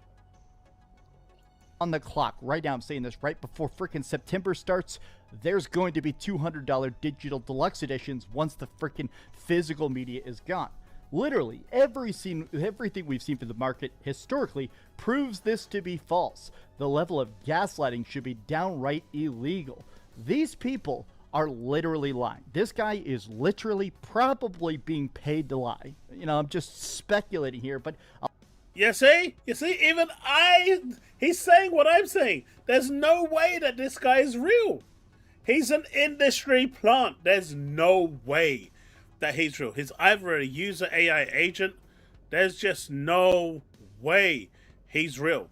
I refuse to believe it. It's either one or the other. He's either an industry plant designed to provide stupid arguments in favor for Sony, or he's an AI user agent, because no one can be this dumb. A lot of these people making these kind of statements, there is no way you could sit down, look at the math, look at the history, and think, man, if there wasn't all these pesky discs, games would suddenly get a lot cheaper. How many great indie games right now are even under $10? Not on sale. How many great games are under $10 already on PlayStation? Almost none. And that's by design. That is by PlayStation design. They want to keep it expensive forever to milk you for every single dime. Pay for online. Jesus Christ, he is rich. Look, he may be doing it for the views and things, but he is really, really going for Sony right now. He is literally throwing them under the bus. I haven't seen DCG ever do this. This is crazy. And pay for the free games they give, pay for retro games, put everything behind a subscription model, and then even when you do choose to buy something like the new Wolverine game, oh, sorry, the only way to buy it is to pay us $100 a pop. I saw this today, and it really hit a note. It was this guy saying, I'm starting to lose interest in gaming. I have no interest in turning on my PlayStation 5. I just feel lethargic when I turn my other consoles on. And it's just the fact that gamers are continuing to feel so utterly screwed over in a way that we haven't been in the past. I've been gaming since the 80s. And you know what? There's been good generations and bad generations. I'm not going to pretend it's all been smoke and flowers, but there has been times where gaming has been a renaissance, an explosion. The rise of indies, the earliest Xbox arcade, the first, those awesome early lobbies of Call of Duty. There was so many different crazy eras of gaming, whereas now it does feel like we're just hitting this point where all that exists is profitability. All that matters is, hey, how can we milk people? And you know what that's causing it? Apathy. People are burning out. So I remember a developer. I think it was either at a GDC or something, and they were asked a question where, how do you deal with negative fan feedback? How do you deal with the community when they're not happy with the work you've produced? Or, you know, you see countless forums where people are complaining or people are unhappy, but they're still there. But, you know, they're expressing that they're just not satisfied with the service they're getting. And the developer turned around and said, as long as people are complaining,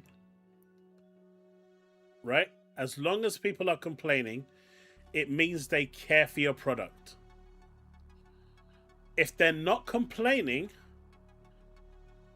and they, you know, start portraying apathy, at that point, you're never going to get that customer back, right? Because at that point, you've lost them. They don't care anymore. And once they don't care, it's finished. That's a dead customer to you, because nothing you do from that point will ever bring them back. The worst thing a studio can have for their game is a bunch of, you know, players who start displaying apathy, because once they do, shut the shop, close the game, it's not recovering. So when you see the negative feedback, when you see people complaining or upset, even take Wolverine as an example right now. People are, take the ones that are completely trolling it and mocking it and whatnot, like I did earlier. But people have genuine concerns. But those people actually care and want a better product. What you don't want is for people to not care. Because when they don't care, your game is dead. So apathy is the worst thing that can happen to a game, to a studio, to a franchise, right? The moment players start showing apathy to that medium, to that game, it's over. And that's the one thing you don't want. Take the negative feedback, because you can learn from that feedback, improve on it, and make a better product. Make a better live service. Update what you need to do in order to bring it in line with customer expectations. You know, bring the joy back to whatever, you know, fix the problems that they're having. Because they care. When you're complaining, you care.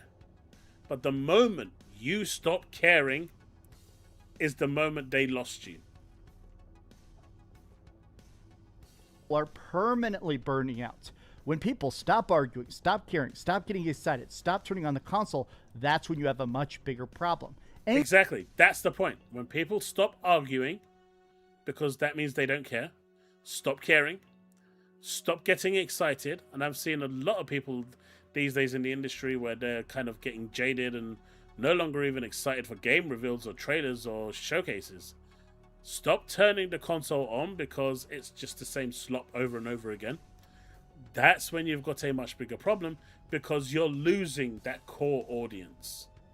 And if that core audience was the one that was supporting you generation after generation, well, then you have a much bigger problem on your hand, because the younger generation clearly isn't biting anymore, and they're more or less going to PC. Anger means they want to fight something. Apathy Exactly. means they've started to imagine life without you. I really do think we're starting to hit actual apathy. I do think we're starting to hit a layer of disconnectedness. A lot of people right now that I've talked to are just going back to the past. They're playing GameCube games, they're playing emulated stuff, they're playing old PlayStation 2 stuff in 4K. Even if there's a remastered version of it, or an upgraded version of it, or a newer version of it, they'd rather play the old game with a real controller the way they want, forever.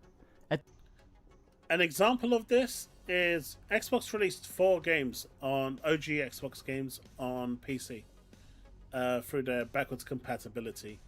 And one of the games that I never played back in the day was Conquer Live and Reloaded. And I played that for about 3 hours on the day, because I think Gears wasn't available or something. It wasn't working during the original closed beta. And I can tell you, I had so much fun playing that game that I didn't think about Gears at the time or anything else. The game was just pure joy to play. And it was still very much playable. And I do intend going back to it on stream to finish it. But when I was playing that, I didn't care about Gears or anything else. The game was just that good. And we're talking about a game that was designed for 25 years ago. So, yeah, people are going back. There are still gems there and great games that people can go back and play. And I'm seeing, like, a friend of mine who works in computer exchange, he was telling me that more and more people are coming in and buying retro consoles and buying a bunch of those retro games because games were much more simpler back then and designed for fun, right? Like, look at the original Luigi's Mansion on the GameCube. Like, it's such a simple concept and it was really fun to play. That's, you know, when you're looking at things like that, it was just a different time. But he was telling me that he's seeing more and more people. Like, he said that he's seen a number of customers come in selling their PS5s and Series X's just so they can get the retro consoles and start their collection that way. It's insane, but people are doing that now because they're just running out of the fucks to care. And you don't want apathy to ever settle in when it comes to to anything. Because once it does, they don't care anymore and they moved on. And anything you do after that is game over. At this point, people don't care about these companies. They care about the games. They care about the experiences. They care about the good there used to be. And when you take that good away, when you stop holding... I mean, FIFA was just a league, right? You had the single... Previously, FIFA was as simple as you're going to get. You had your versus mode, you had your World Cup mode, you had your league mode, but there was none of this intricate stats and stuff that you had to worry about. If you remember a game called the International Superstar Soccer, which later became Pro Evolution Soccer, I mean, I was so good at that game, I could beat anyone with Qatar, and they were the worst team in the game. And my goalkeeper would generally score 3 to 6 goals a game, because I was just that good. But it was just a simpler time.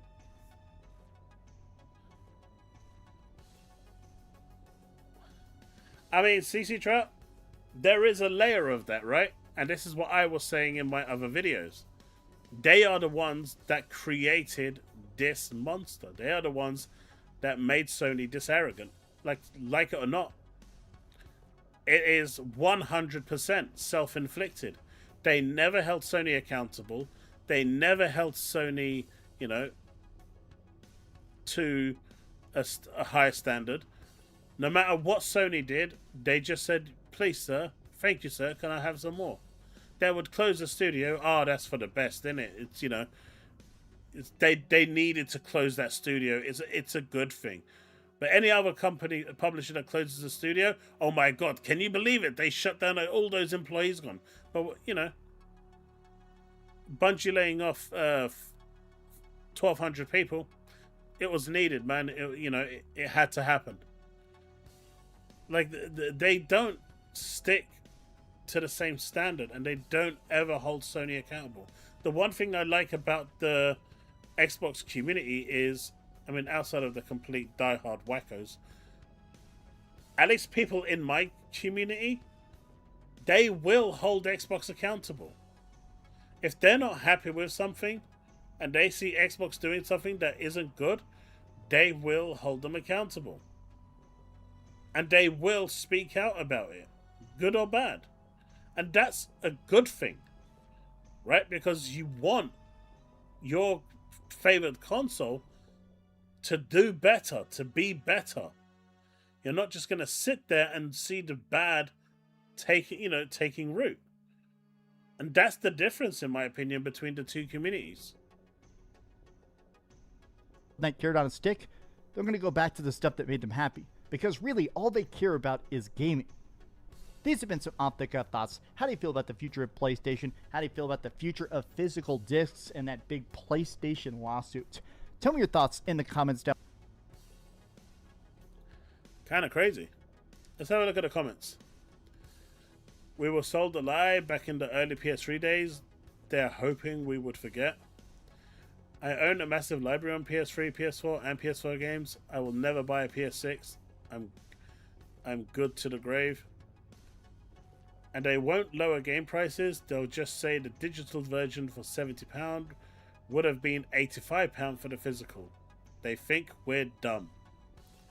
There is no way they're going to leave money on the table while they have a monopoly.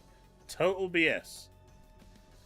If I have to play digital games, it will be on Steam or MAME, not PlayStation. The future of gaming is completely screwed, and so forth. You know, more or less is exactly what how we've portrayed it.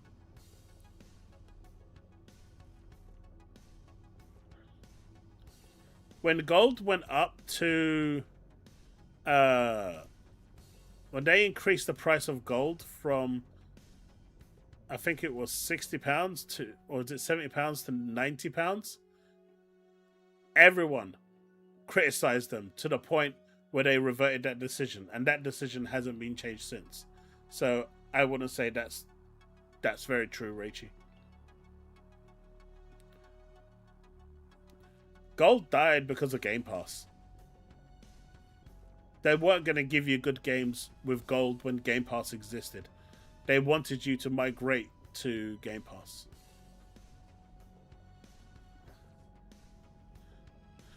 We were told when games went to 70, games with microtransactions would have been cheaper because the games make more money off microtransactions. Yeah. But they're not going to do that. It's like the RAM prices right now, right? Everyone is saying when the bubble bursts, RAM prices are going to go back to what they were before. They're never going back to the way they were, right? It may take like a 40% cut, right? I reckon that's the maximum we'll see it go down. But that's going to be nowhere near what they were, pre-2020. You could get 32 gigs of RAM for like 50 quid. 64 gigs of RAM for like 90 quid. Not the £500 people are right now paying. And people are paying those prices, right? They're paying for the ridiculously high prices of RAM. They're never going back to that. They're never going back to the original prices. Prices never go back to what they were.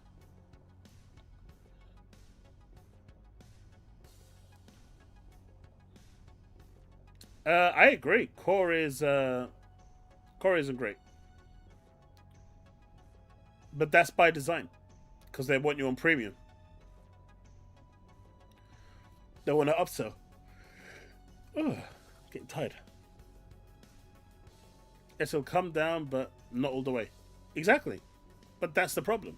Like they'll turn around and say, "Oh, we slashed the price by 40%," but you've increased the price by 8,000%. What's 40% reduction?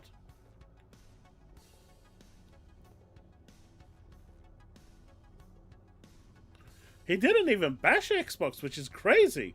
Like, he literally went after all of this. Like, credit to him, man. Kudos to him.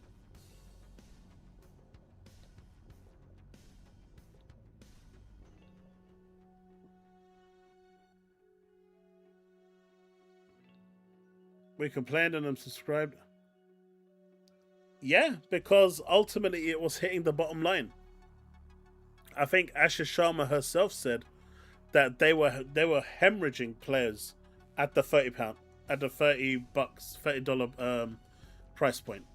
So many people just cancelled their subscriptions because they weren't willing to pay $30. And you know what? A rare thing that I said back then, and believe it or not, still to this day, I still get criticism for it, but I'll hold my hands up because I was, I'll take the L. I said back then, even in a video, that even at $30, Microsoft knows that you won't go anywhere. Microsoft knows that you're in the ecosystem. You're not going to turn around and say, I'm going to abandon my ecosystem and go elsewhere. The reality is, people did say that. And that's why we have the change. I do think the change is probably more spurred by the fact that Call of Duty didn't bring in any money, and it didn't bring the subscription increase that they wanted. It was a failed experiment.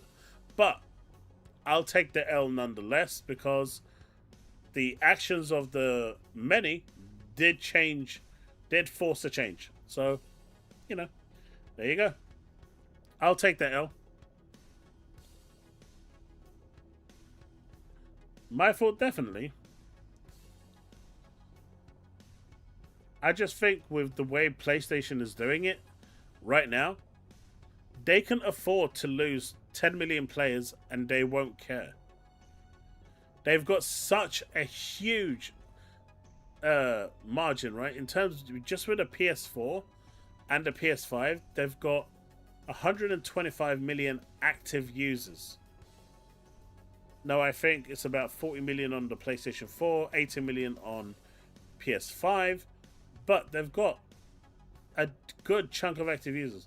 You would need to lose, in order for Sony to actually give a damn, you would need around 30 to 40% of that to turn around and say, we're done.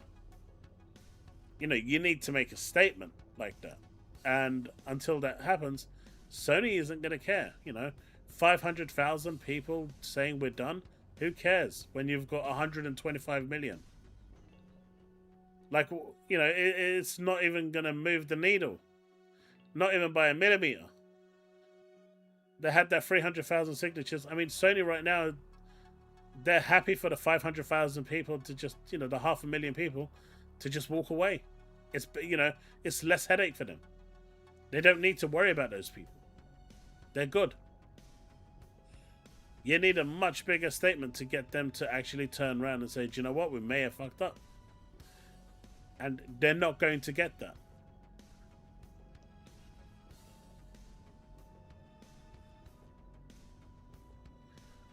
It stalled at 300,000. People gave up. That's all the signatures they can muster, around 330,000. It's nothing. Now, if they had 20 million signatures on that, Sony will turn around and take note.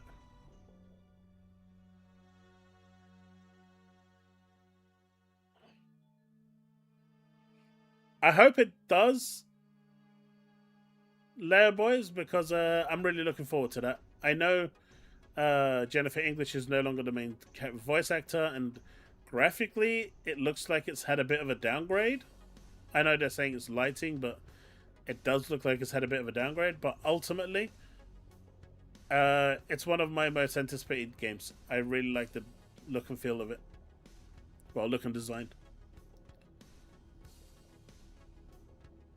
I mean, it grew 300,000 in like the first 2 days, dude.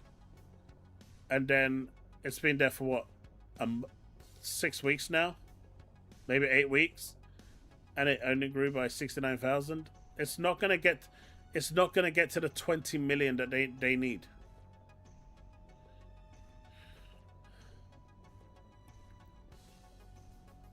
Except the case you can use. I mean, dude, I bought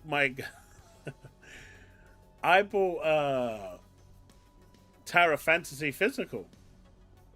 Like, what's the point in that? But I just wanted it for collection. I'm buying the Wuthering Waves one as well, because I just want it for the collection.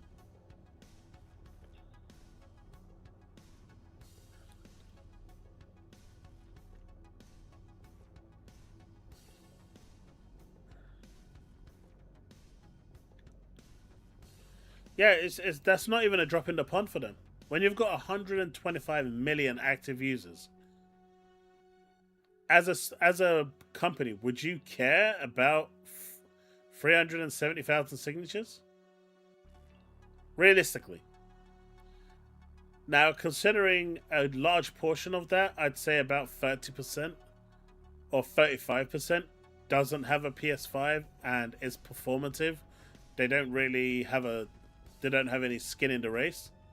So realistically, that number is misleading anyway by design.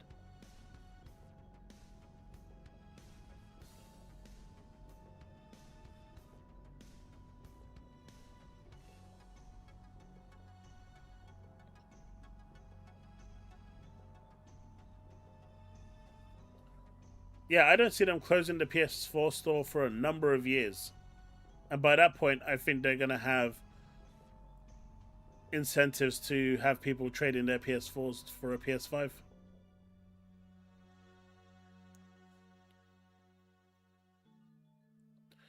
The PS6 and the Helix is not going to sell. The UK increased the price for Switch 2 to how much? They're not going to sell, dude. Like, if they're priced at $1,200 to $1,400 a pop, who's going to buy it at that price? Like, realistically, who's going to buy them at that price? They might sell 5 million units, maybe 6. But at those silly prices, like, who's going to actually buy them?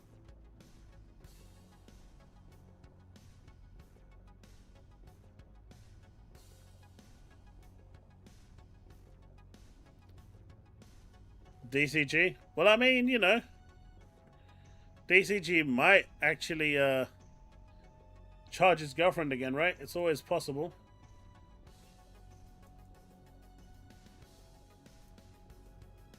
But those next generation consoles just aren't going to sell, and that's why people are thinking that they're going to do exclusive games only for next generation consoles. I'm not seeing it. They're going to be cross-gen. They're going to be available on the previous gen and the next gen, because that's where the money is.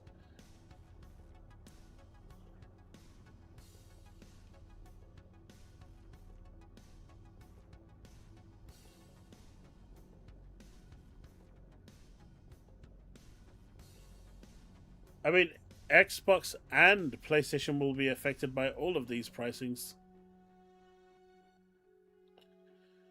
It depends on the price, dude.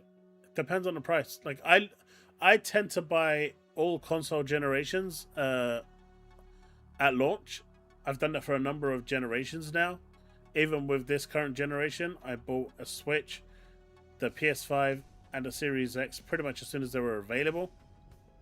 But once they get to the point where they're pretty much asking me to spend $1,300-$1,400, if that is the case, it's, I don't know. That's a lot of money.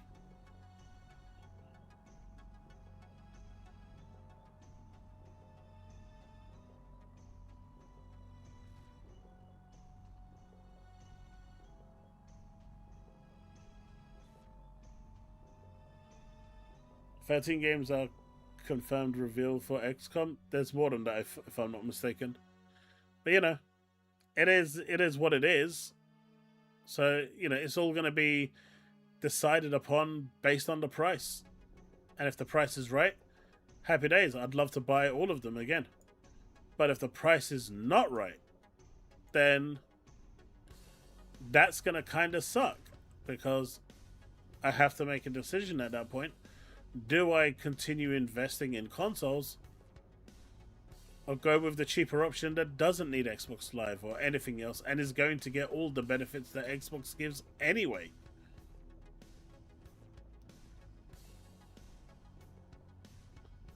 I mean, I want to buy a Devastator, but I'm also not in the market to be fleeced, you know? I don't want to get ripped off.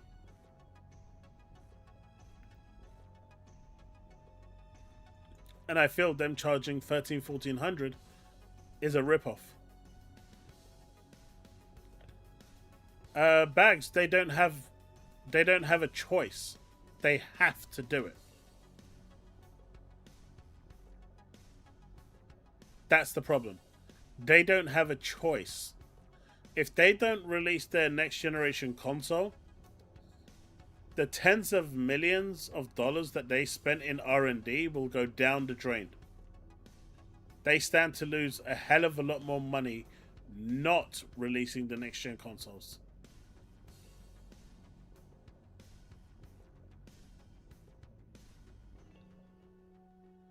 And that's the problem.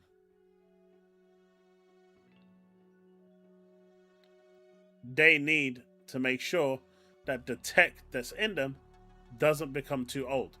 Because the moment that happens, you know, the tech is already outdated before a console comes out. But if you're going to delay it by another 2-3 years, you have to go back to the drawing board. And that is, you know, tens of millions of R&D down the drain. It is complicated.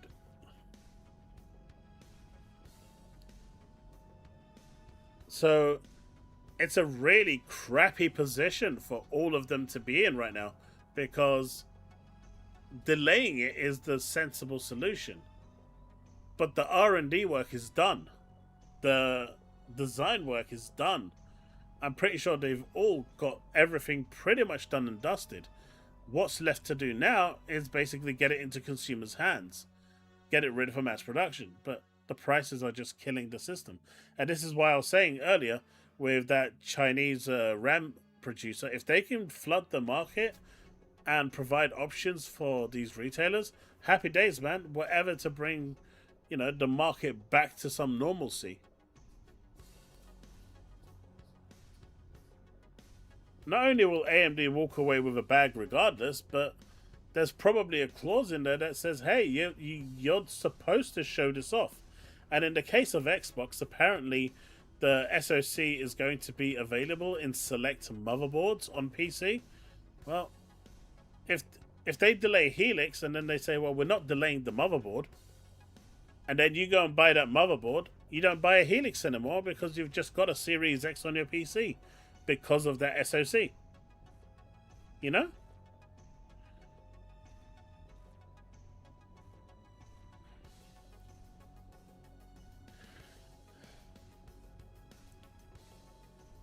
At the moment, Sony is just being extremely arrogant and ignorant all at the same time.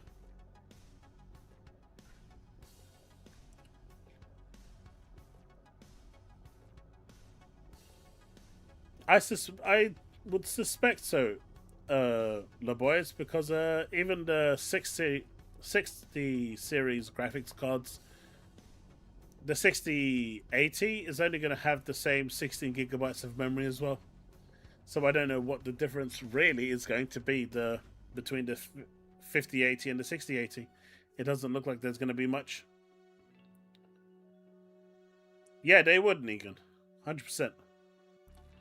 So it's a shitty place to be in for both Sony and Microsoft right now, because their hands are well and truly tied and they don't have a choice. They have to release these consoles. You know, they may opt to delay it by maybe a year tops, but they can't go any further than that. And that's the issue.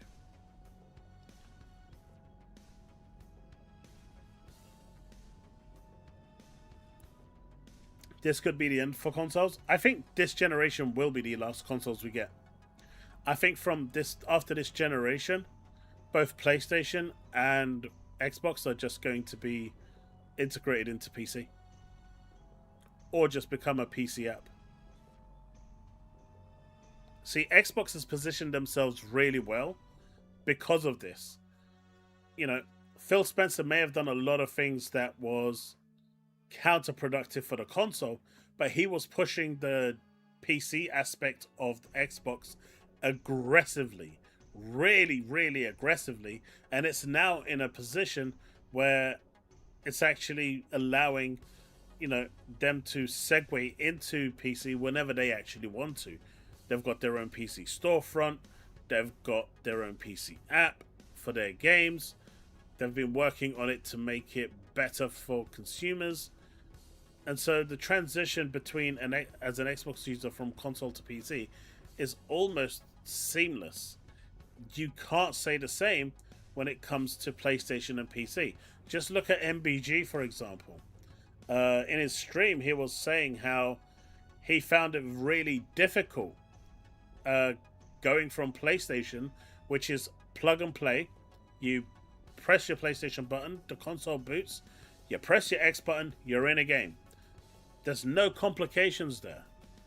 When he went to PC and he had the problems with either drivers or whatever it was, it's a complication that he's not used to.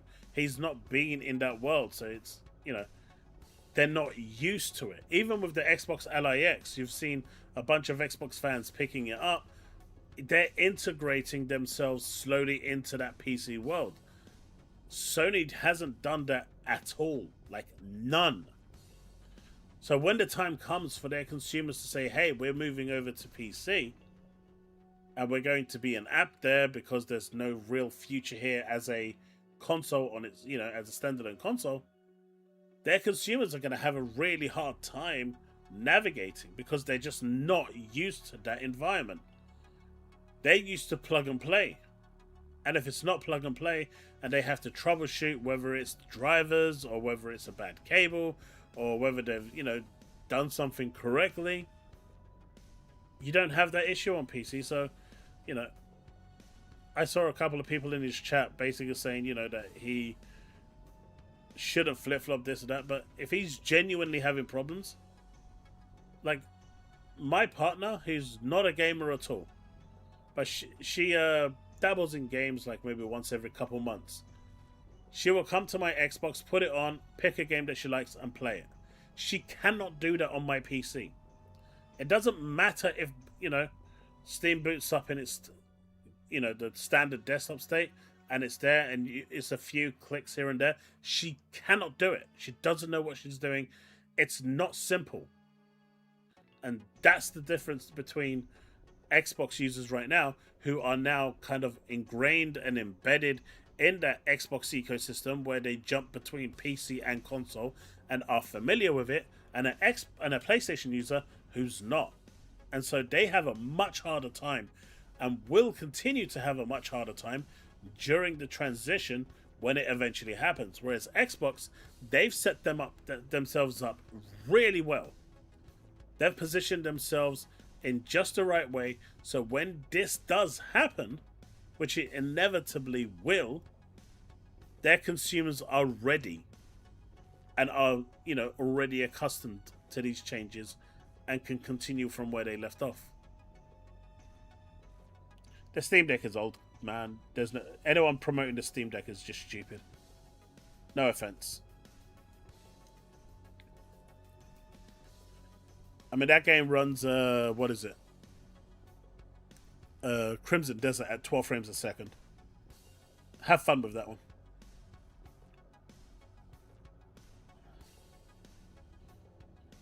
I've seen GTA6 leaked by CyberLeaks. The gameplay graphics look like last gen. No joke. GTA 5 looks better. I haven't seen anything from it personally, but I'm hearing a lot of people are genuinely not happy with it.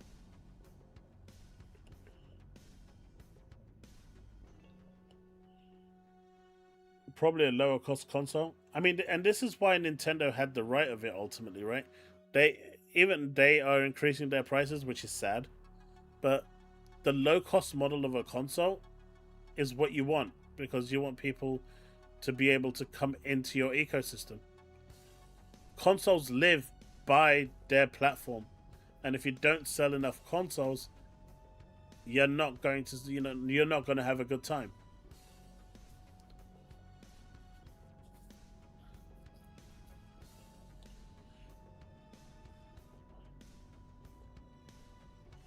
They're not making games for old tech anymore? No.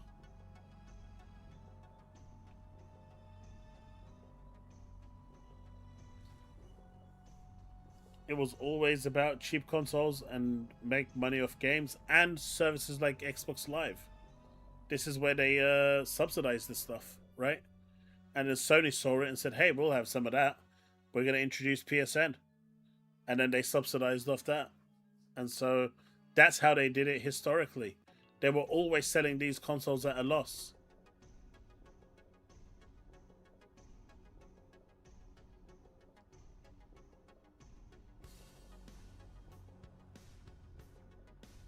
Hey, Duskblood is the one from FromSoft, right? So, you know, they generally have a high pedigree of greatness when it comes to their games. GTA 6 is going to be another Cyberpunk 2077 disaster of disappointment, guys. I mean, we'll wait and see, man.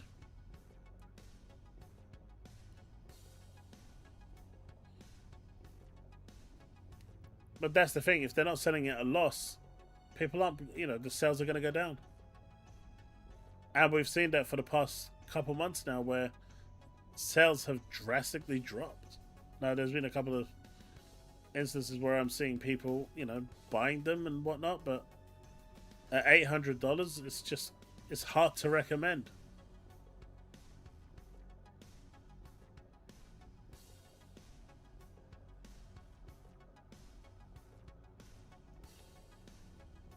That's all I can. That's really where we're at with all of this.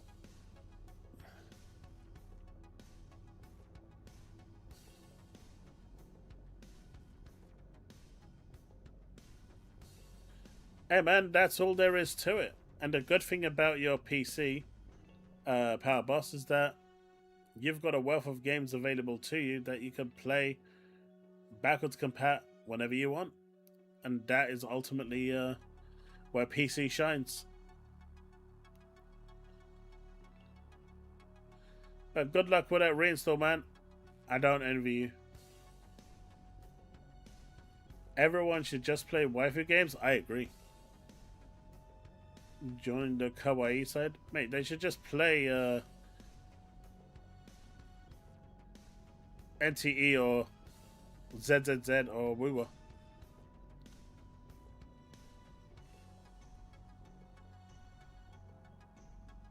That's what they should do.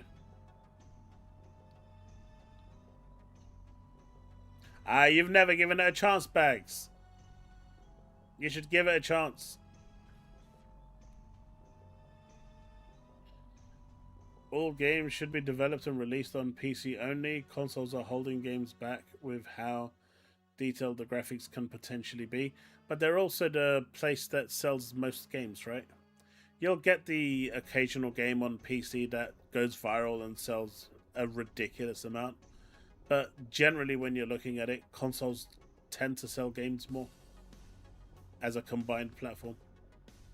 Despite the fact that there's, hundreds of millions of PCs out there, they don't manage to sell as many, so that's why consoles still exist and are favored.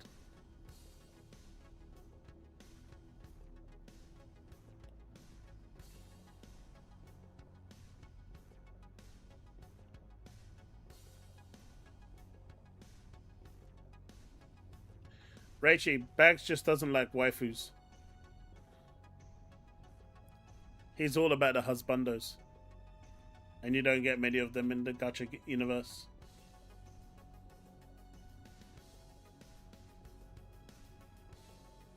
They do, Negan.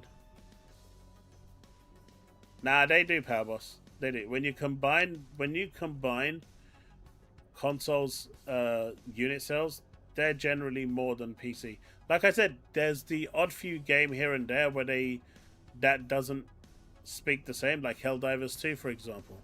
But those games are few and far between, and as long as we're not talking about friend slot, most of the time consoles do outsell PC.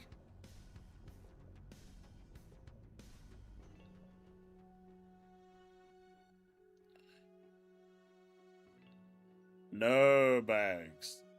I confuse you with no one.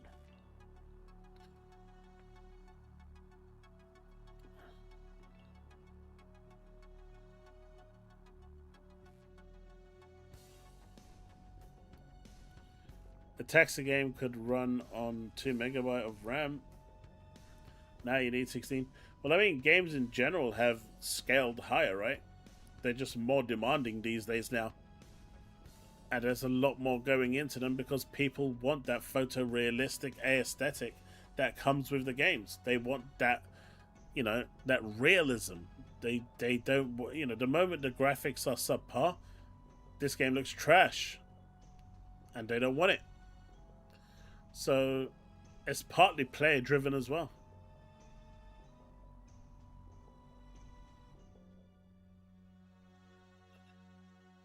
I don't know. I'm just talking on a title by title basis.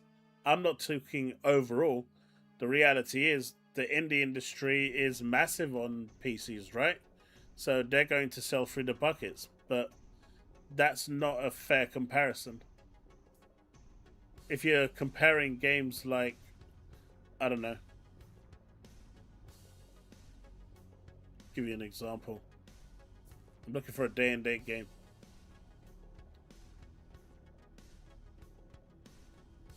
I'm struggling to think of one that's not on Game Pass. But let's say if Ghost of Tsushima launched day and date, it would sell more on PlayStation than it would on PC. EA football games, FIFA, they sell more on consoles than they do on PC. Madden sells more on consoles than on PC. But those friend swap games like Helldivers 2 and whatnot, which are genuinely good games, they seem to shine on PC. Especially the lower budget games. But yeah, PC just has access to a plethora of games. Almost an infinite supply.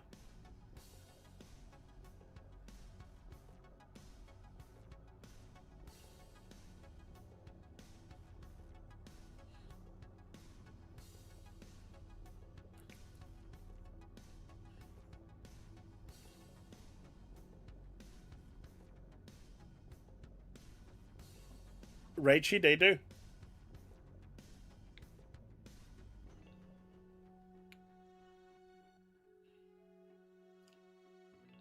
Bags, you'll be surprised. Oh, look, Wuthering Waves is now trending. But you'll be surprised the number of people I see on X all the time saying this graphically this game looks so bad, it's not worth my time. Or it looks like a PS4 game or a 360 game, so I'm not going to play it. And yet some of the best games I've played this year, I mean, I think I've played... How many games have I played this year? There's 3 games that I've got work in progress at the moment. Expedition 33, Final Fantasy VII Rebirth, and I do want to finish Ragnarok this year finally. But outside of those, in total I've completed 30 games this year. And some of the ones that, in my opinion, that I finished, that I had some of the best times, don't even graphically look like anything past the Xbox One era. I love the Darwin's Paradox. That game was so good. Requiem was good, right? That graphically looked nice. Dragon Quest VII Reimagined was such a great game. There's a game called Super Geisha Neon, which was, I think, like a £3 indie game. Such a cool little game.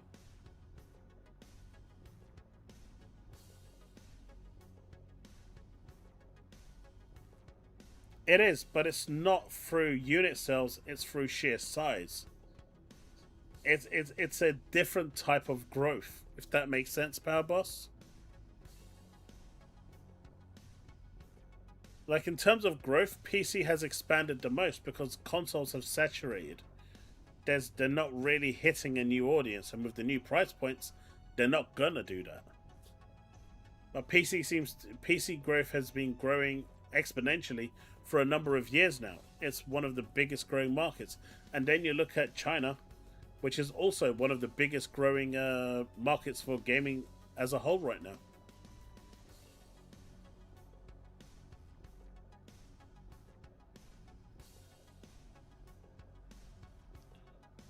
Yeah, I mean, when you see people like, oh my god, look, I've just zoomed in by 20 times and that grass doesn't look right.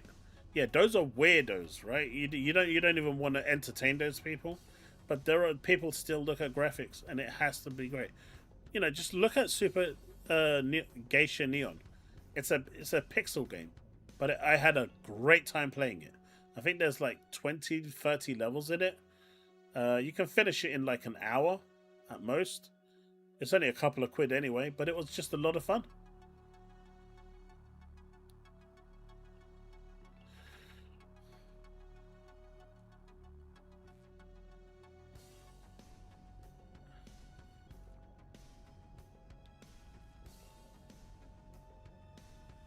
Because they're too expensive, Raichi.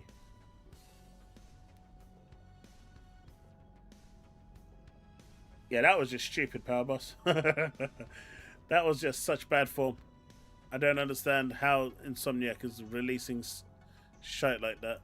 That's not the standard that you expect from them. You expect better from them.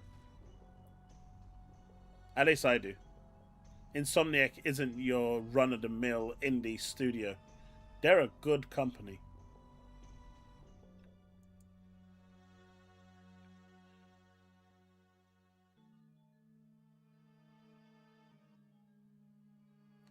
I mean, that one is partially deserved, to be fair, because it kind of does look bad.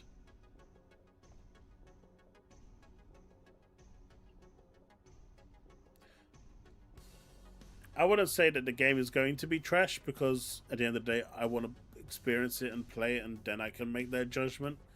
But in terms of technical feats, it has problems. But that's where we are right now, and I feel like the industry is kind of stuck in what they want to do. I mean, everyone is trying to make remakes and remasters and play it safe. No one wants to. I mean, even if you look at Asha Sharma, she's turned around and said, I don't want any of those projects that are creative. I don't want any of those projects that might fail. I want sure hitters. Fallout 5, Elder Scrolls 6, New Vegas 2, remaster New Vegas, remaster Fallout 3. These are the games that people want, and these are sure bets. It's really risky right now, and the industry is not going to take risks because of the growing cost of just everything.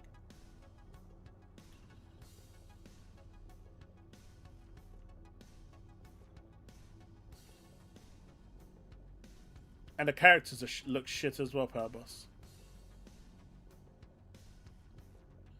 I mean, that's what it's come down to, Woodpit. It needs to make a profit.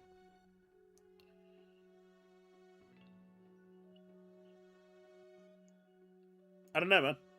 I don't know. But, you know, one thing I can tell you, Genshin Impact made $5 billion in 6 months of its release.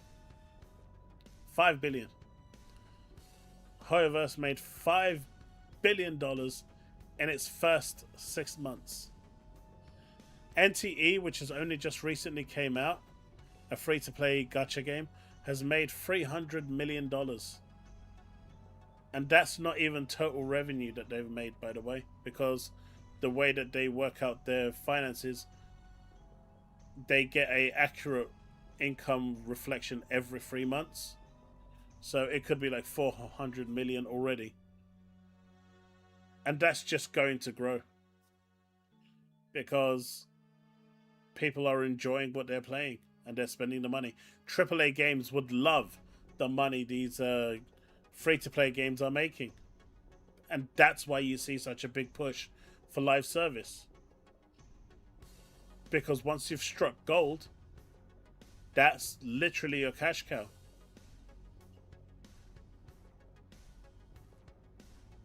And that's the, you know, that is the holy grail.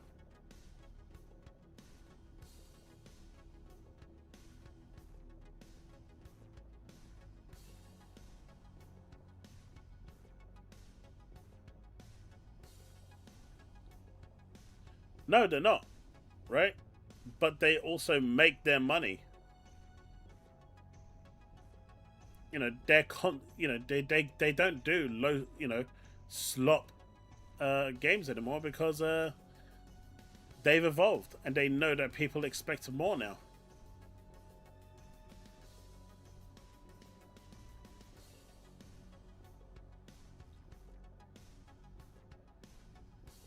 Let me see if I can find a scene of something and just look at the quality of the overall.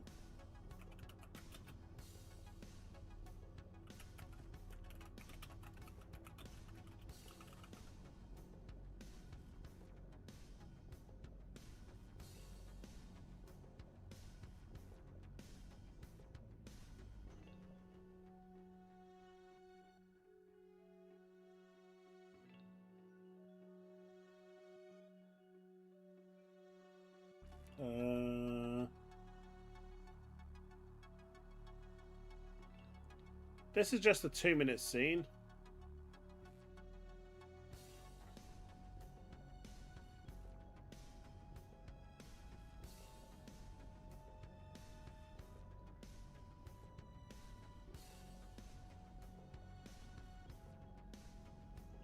And this is just a cinematic scene, by the way.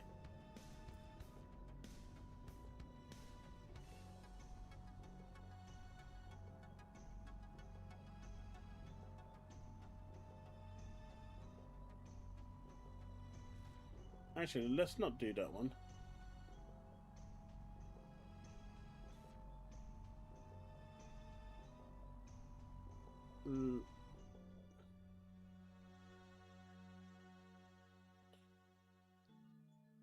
Like, this is the standard that they are pushing right now.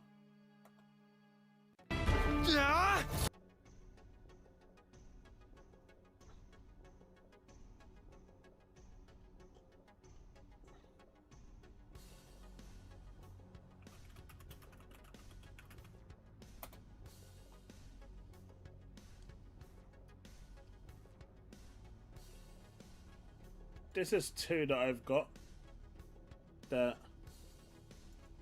will give you a good example of how they're pushing and why they're leaving the AAA market behind.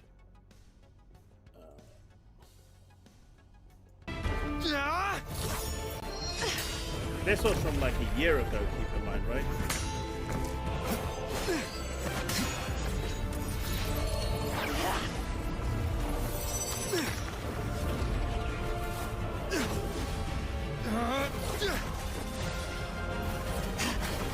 Like, they're not your typical, I'm just going to, you know, your little chibi shit anymore.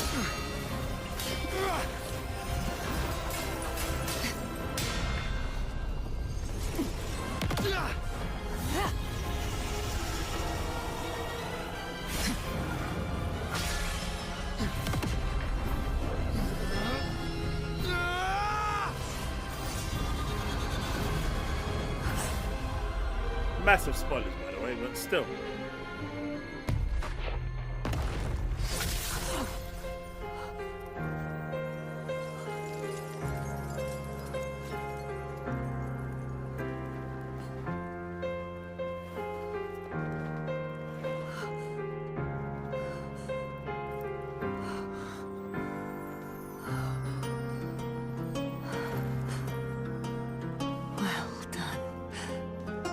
Like, the difference is night and day from what, you know, these games used to be. And that's why people support them and play them. Silver Palace is another one. And so AAA companies are competing with these. And when they see these games making hundreds of millions of dollars a month, you wonder why they're trying to join the live service action. How is this cringe?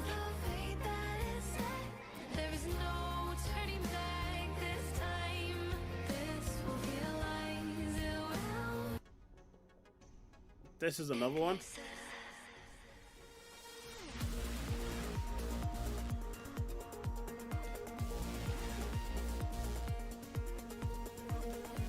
But Silver Palace is the one that he was talking about.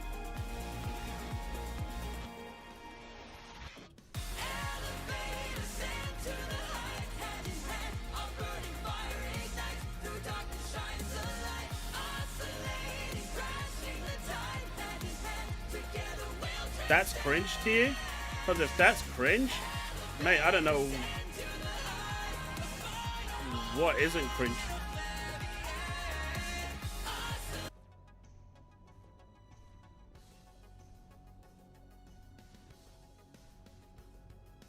This is the beta trailer for Silver Palace.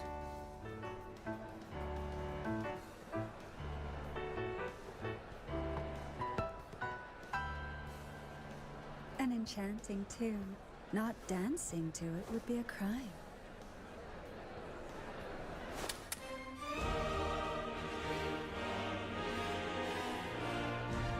this is just the town that you're in at the start of the game that you can visit and do all sorts of things, right?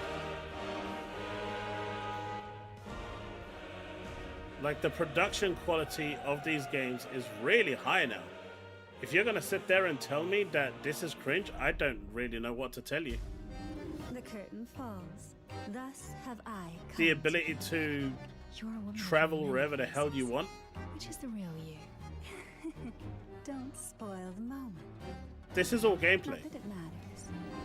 and you can go almost anywhere. This is Are you doing this on also purpose? all in-game graphics. They don't do CGI. Instead of trying questions. They want to What play you Peppa should Pig. be concerned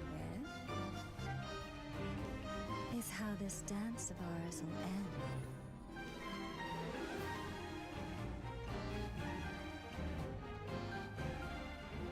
As ambiguous as always, but I've come to expect that. Shh. But yeah, Diving deeper. so, you know, they've come a long way from the slop that they used to be, because they were slop before. But these studios are making more and more money now, and publishers are noticing, and they want a piece of that pie.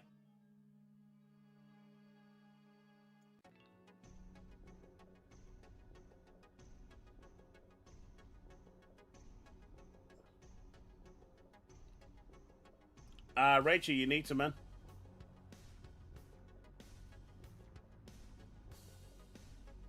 I mean, that's the thing, right? Bags, if you don't like the genre, that's perfectly fine. But let me show you something else. Let me show you something else. Okay, here's one. Here's one. So this is currently in very early development. This actually got leaked because, you know, everything in this day and age is getting leaked now, right? But this is from the creators of Genshin Impact, right? Keep that in mind. You've heard of Genshin Impact. This is from the creators of Genshin Impact.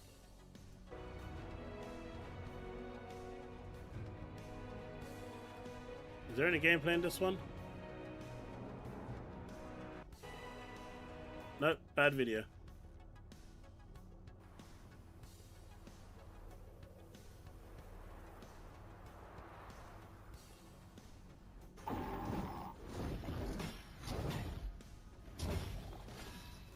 And this is probably going to be a form of gacha, I guess. But this is like really early gameplay. That so like they're still like fully in early development.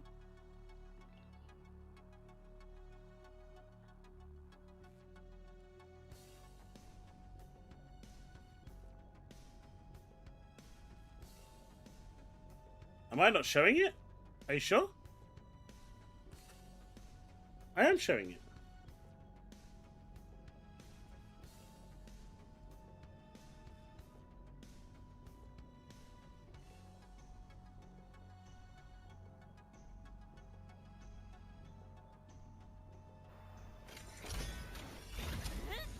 Yeah, this is the one, Raichi.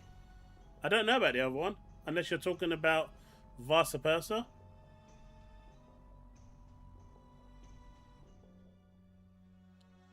Like, this is like pretty much pre-production, but you can already see the aesthetic that they're going for.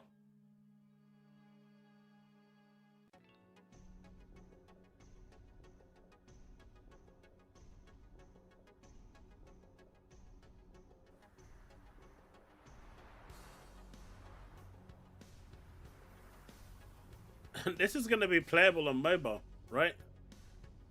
So, yeah. They are pushing the boundaries of what's possible, but when they're producing games like this, they have to, AAA companies have to do better. They have to do better, and that's the problem. When they're not, that's when people get laid off. The biggest issue with the Western gaming industry is that they are scared to show off attractive women in their games. They make ugly looking women and wonder why the game didn't sell well. I agree with that 100%. You know, don't get. I was saying earlier that, you know, sex sells. Simple as that. It does, without a shadow of doubt. And having an attractive character, an attractive female character, will do wonders. Because people like eye candy.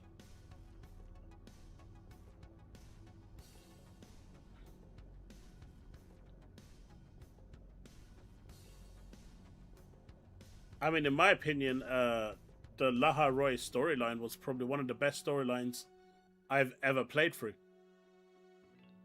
in video games. And I've played a lot of video games, whether it's Nier Automata, virtually all the Final Fantasies, Dragon Quests. I've played a lot of RPGs, single player games, and the one thing that I really enjoy about Wuba is the story. It's just phenomenal. Amazing Lucas came out of retirement and made a fanboy video. I didn't.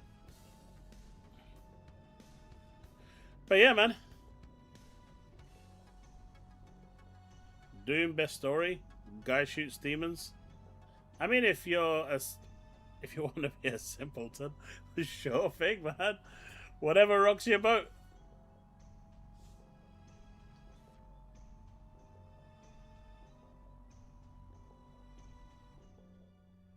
But folks, I think I'm going to call it there. It is, 12:40. I'm getting tired. I'm going to be back today for me, tomorrow for you in the US. I'm going to be over at Twitch tomorrow. Today for me, probably playing Final Fantasy Rebirth, or I might play something else. I'll decide, but I think it's more likely going to be that. If you want to support me over there, feel free to come and check me out. Link in the description below. Just drop a follow. We are trying to get to 100 followers, and when we do, I will play the game of choice of what the community wants. Good or bad, it doesn't matter. It is your choice, your time to shine in terms of punishing me to whatever way you want. But until then, you can enjoy my quirks and we can talk about gaming and everything else.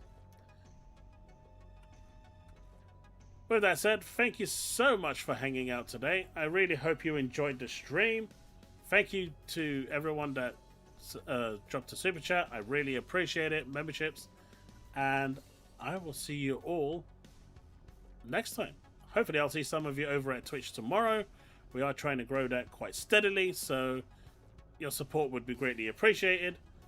Otherwise, I'll see you in the next video. Or I'll see you on Tuesday. Probably Monday, actually, because I'm going to be streaming that Pixel Arcade thing. So I'll see you on Monday at 7 o'clock. Alright, folks, that's it. Peace out. Have a good night. Rest well. Enjoy your day, evening, night, wherever you are in the world. Remain legend.